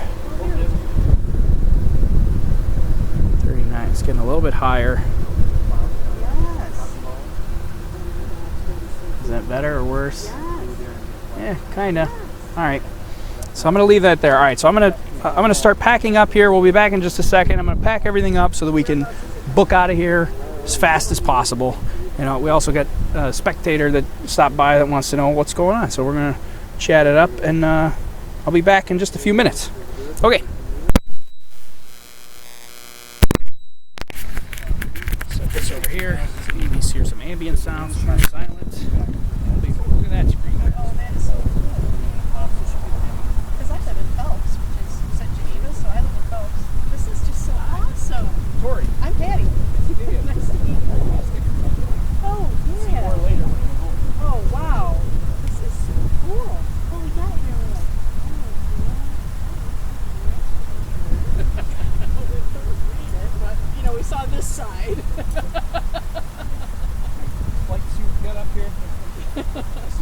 likes to sweat. This is really sort of a sweat therapy for him. Well, there you his go. pores. There you go. Not that, yeah, it's not that It's last nice time. breeze. Last side was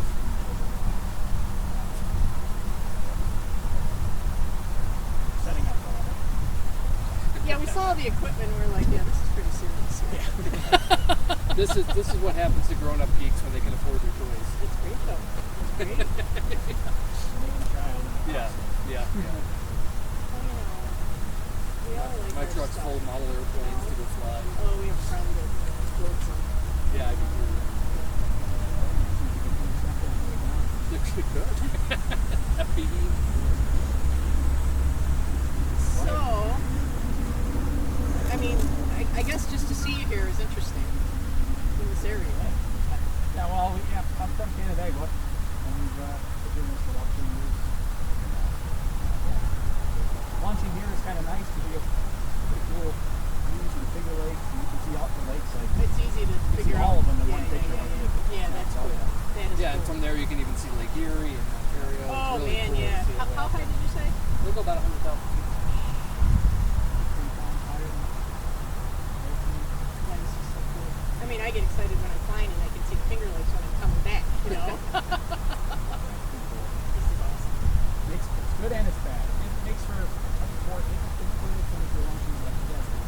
but more challenging because of a lot more trees. You gotta dodge the trees and the lakes, and yeah, I'm jealous of the You gotta guys. find it. You gotta Yeah, pick it up. guys in the Midwest. It's like, where's it gonna land? In a cornfield. Well, where? Doesn't matter. Yeah. And we have to be surgical about where these things come down. Well, that's true. I mean, even like we got a big field here, but if the plants are top of that tall tree behind it. And it would. Yeah. Yeah. If there's a large open field with one tree. So it's really just going to come back. It's 60,000 feet and it'll start flying That's back in this just direction. an amazing. That's just amazing to me. Just about ready to go. Yeah, you see it's kind of loitering there. You see how it's starting to hook and it's actually starting to come back. Yeah.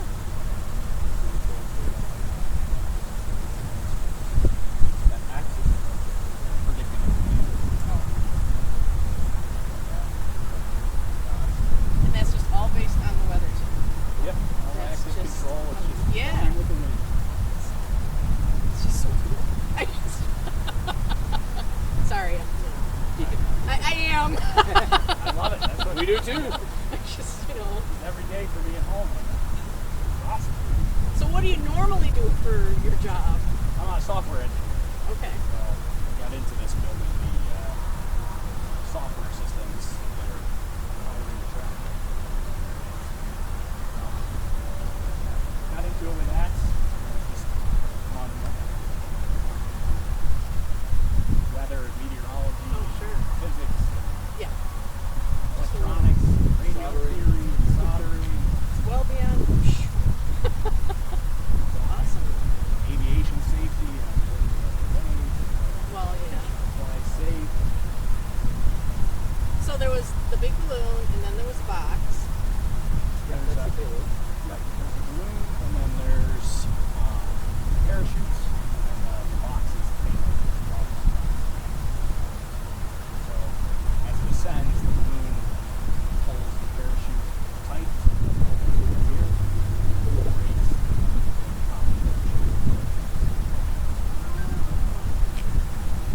I don't know. yeah, I gotta throw everything in the car. Soon. Oh, you gotta go find your. Whereabouts is? Where do you think it's coming down? I mean, you showed me, but whereabouts is from here? 5 miles south. Almost direct.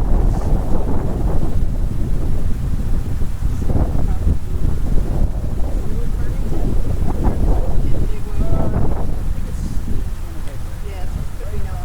Yeah, north end of Canandaigua, That's cool. like up by the car dealerships. Yeah, yeah. Oh, that's the airport.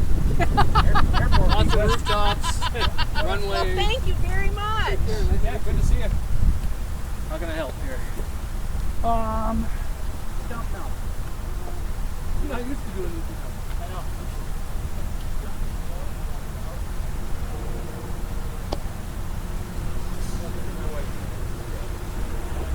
All water must be saved for water tracks.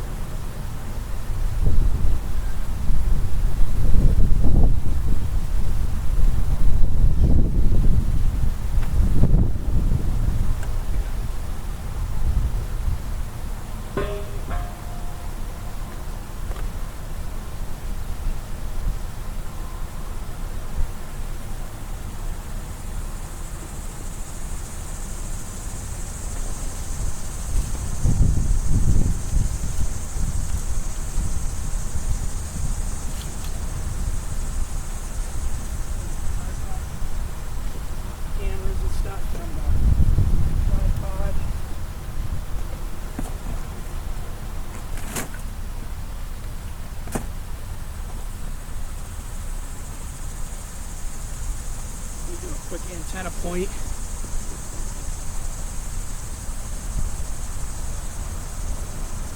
So people can still see 44 degrees, so we're just going to tip up 44 degrees, tip up to 46.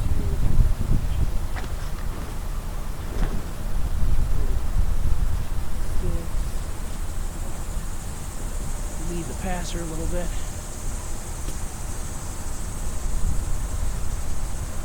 Oh, 95.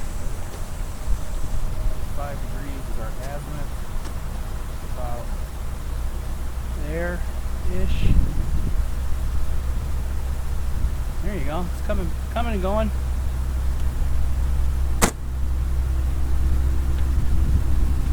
All right, I'm gonna just leave that there. Keep packing.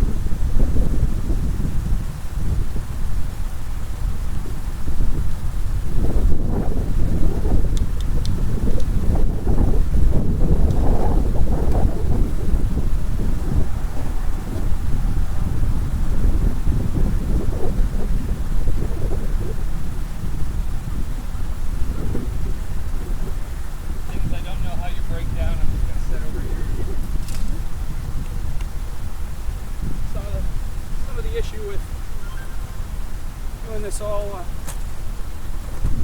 live streaming. Some of this stuff is not necessary. Like I said, live streaming. How windy is it? You can't tell how windy it is on the live stream. Yeah, see that in the background? That's what the windsock is for. People on our stream can see if it's a windy day.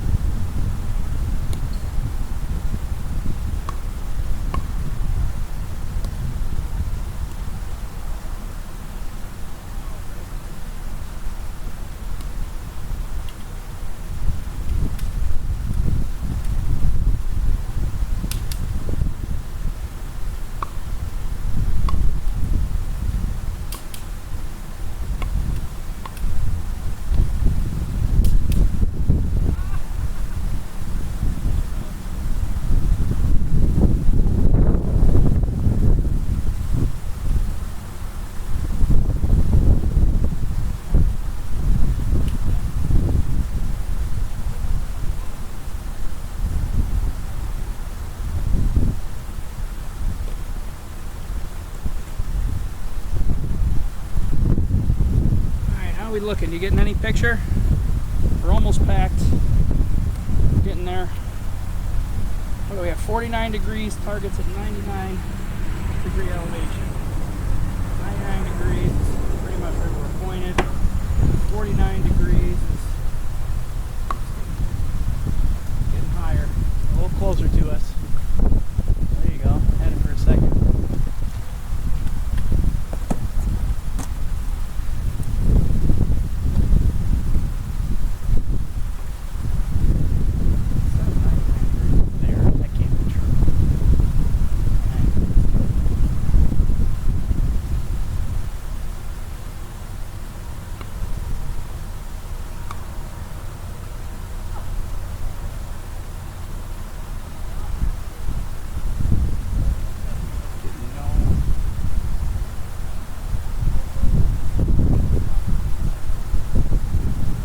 Hey, it's back. For a second. Turn the mic on? I think so. Yeah. Might be a little windy. It's not on my body. It should be on and making sound. Oh, there you go.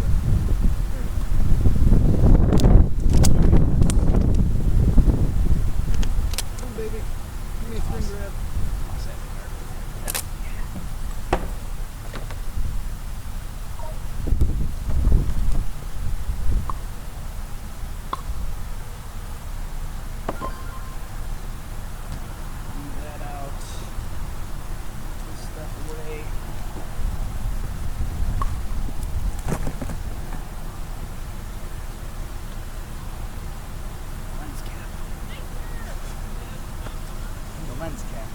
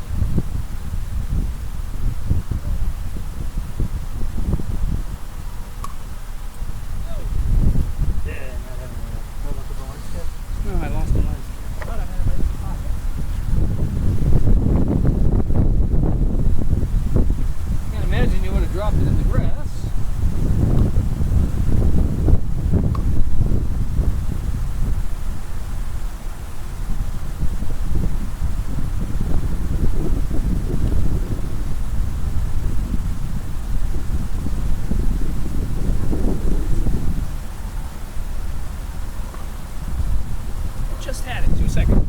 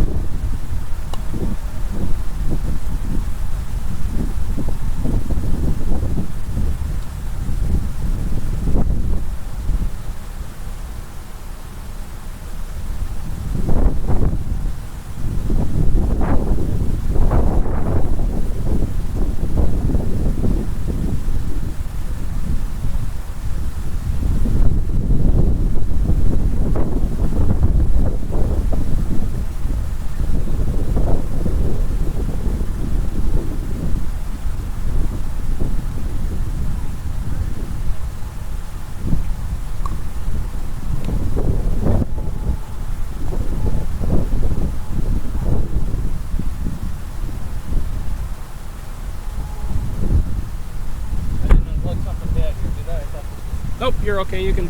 That's not connected to anything. That's free. Oh, wait a minute. This is leading back over toward that Raspberry Pi.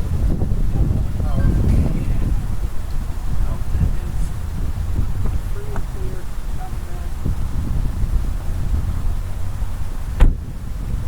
All right. What else can we pack? Throw this in.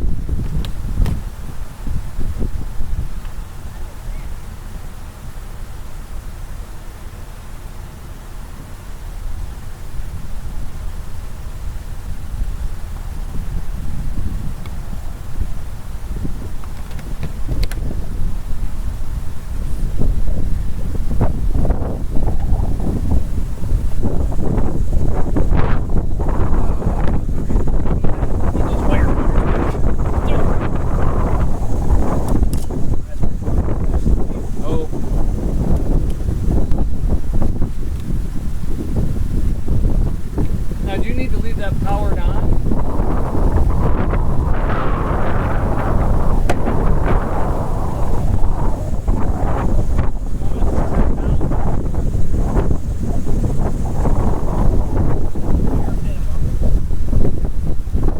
Just be like the antenna and probably I'll probably even take this down.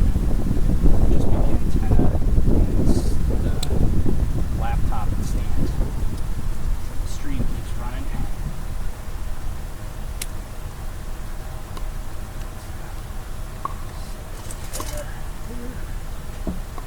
Fold up the table. This little black circle just push up the table.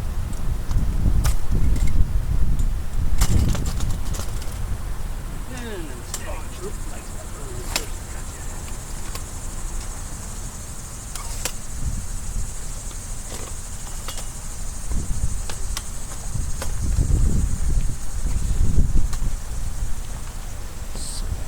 Laptop bag there.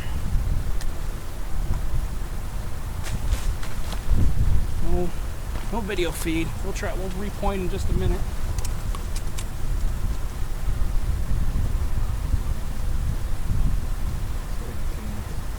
Manufacturers should figure out a secret sauce for this.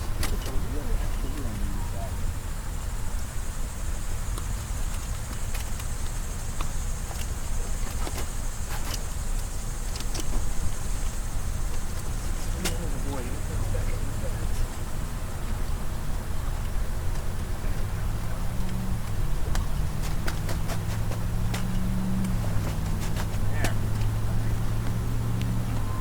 Just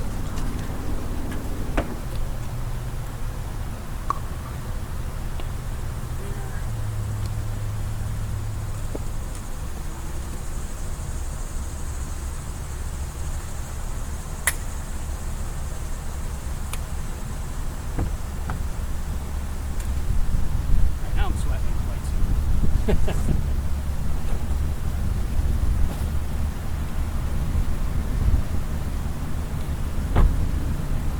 That's pretty much everything. I'll probably take this monitor down here. Let's.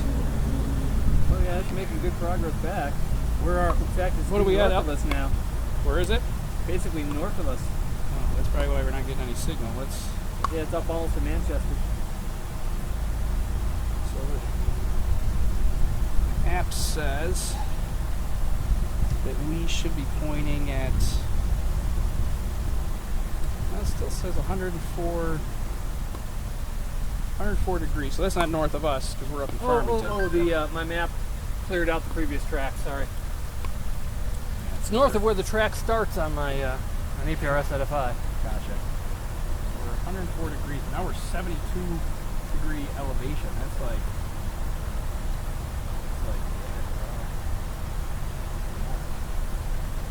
There. There's 72 degrees. Almost straight up and down. I feel like we ought to be able to get some kind of signal when it gets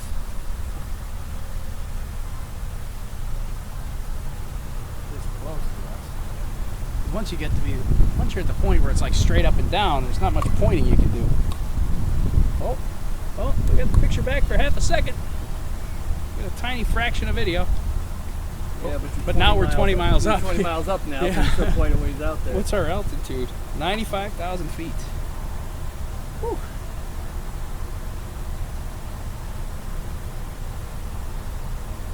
This is not as far back to the west as I expected it to be by this altitude.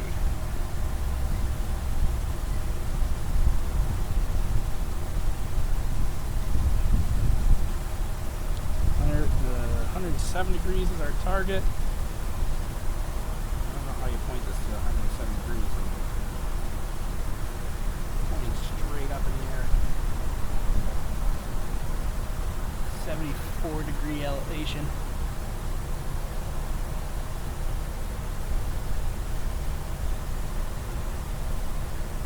Getting anything? Nothing. I'm a few seconds behind you here, so.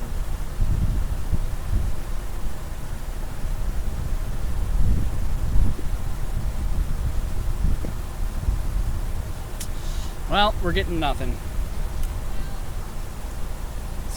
check the regular compass.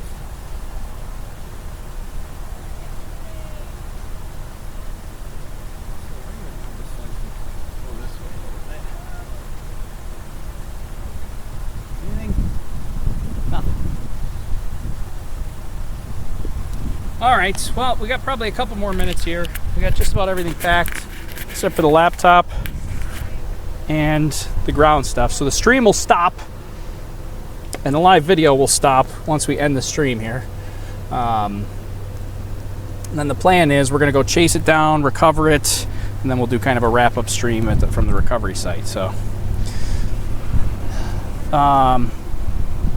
easier pickup with a patch, but shorter range. You need to point it directly with the Yagi. I wonder if we get the patch antenna back out.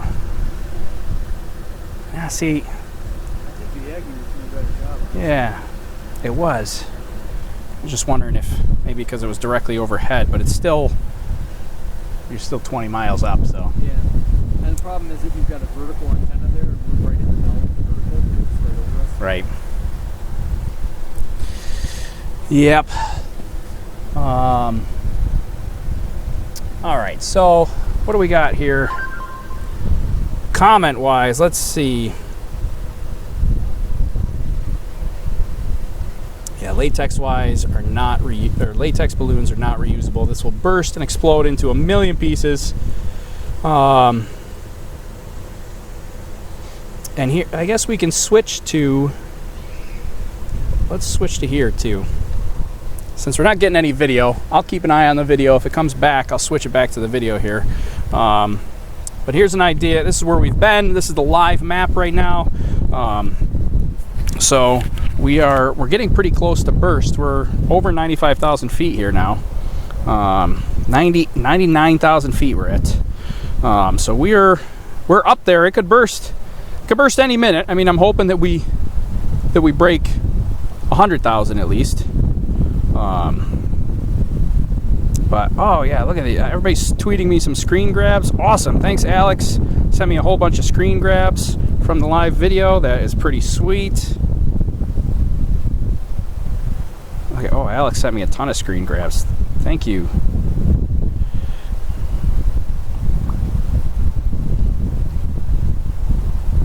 Yeah, so we're getting close to burst time. We're at 99,972 feet. So close to bursting. Or breaking 100,000 feet.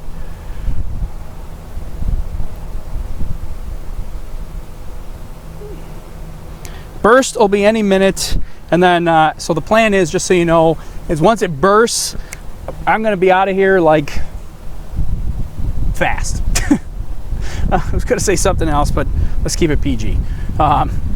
We're going to be out of here fast because I want to get to the landing site in a hurry. It's going to take about 40 minutes to land, but it might take me 5 minutes to pack everything up.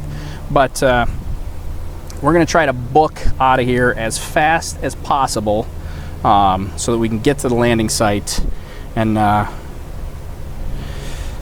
then hopefully I really want to try to get some pictures, maybe some video while it's coming down. And so we'll see how that goes. And then we'll see if we have to use our cut down system today. Hopefully it just lands in a nice field, but if it doesn't, we do still have the cut down system. Target's at 95 degrees, which is now, oh, that's like this way. There's 95 degrees, and now we're at an 83 degree elevation. Practically directly over us. Yeah, we're still not getting any video. 102,000 feet we're up to. Awesome. All right, this is great. 102,000.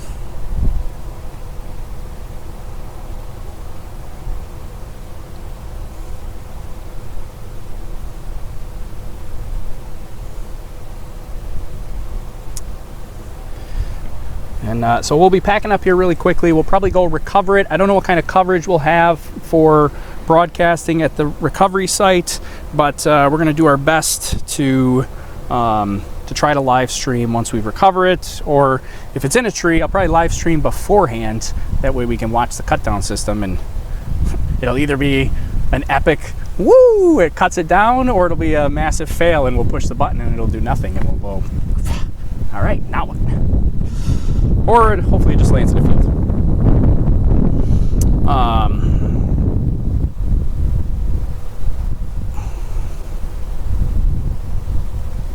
All right, let's see.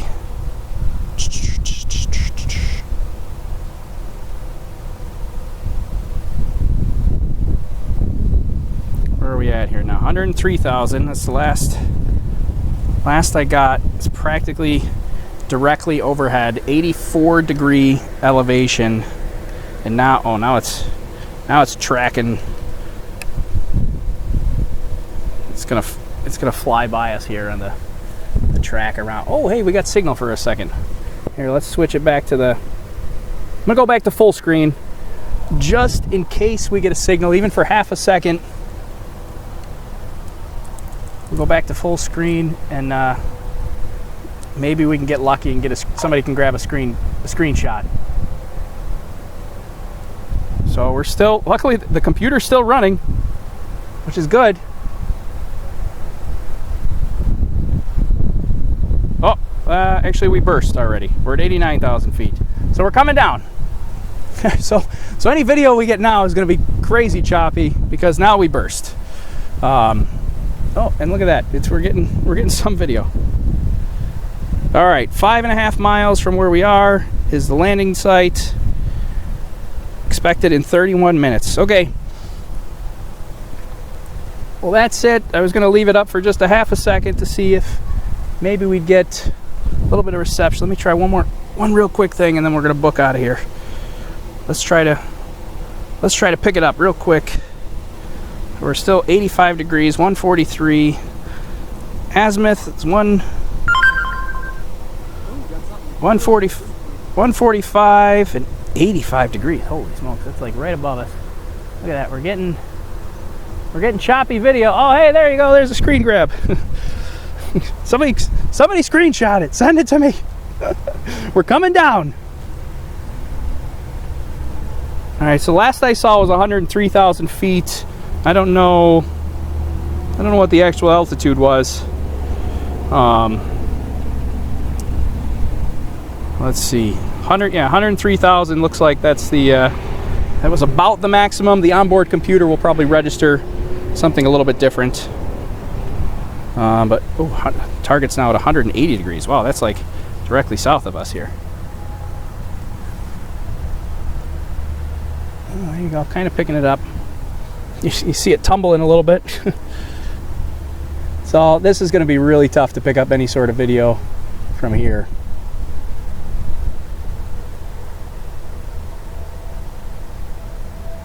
Man, I want to just stay here and take video. But I really want to take pictures of the landing and see if I can pick it up when it gets to the landing.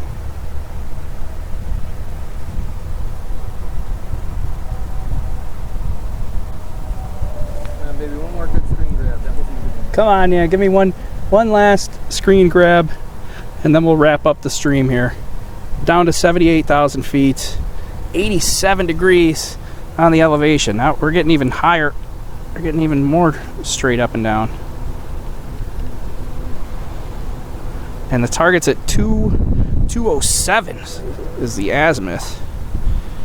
233 actually. We're way over here. Oh, it's gonna fly.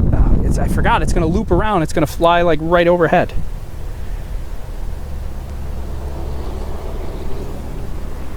There, I got it. So yeah, now it's bobbing and weaving like crazy coming down here. So look at that. And don't forget, we have computers on board that are a little higher quality, so we'll have better quality stuff. This isn't it. We got more on board.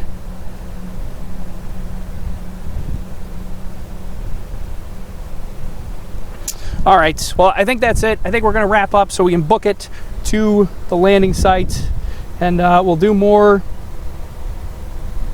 We'll do more in a little bit. This is pretty exciting. Overall, you know, choppy video, but I'm pleasantly surprised at how well. Sorry, I'm trying to shield myself. I'm just like staring into the sun. I'm pleasantly surprised. I have sunglasses, but I can't see the screen in my sunglasses because they're polarized.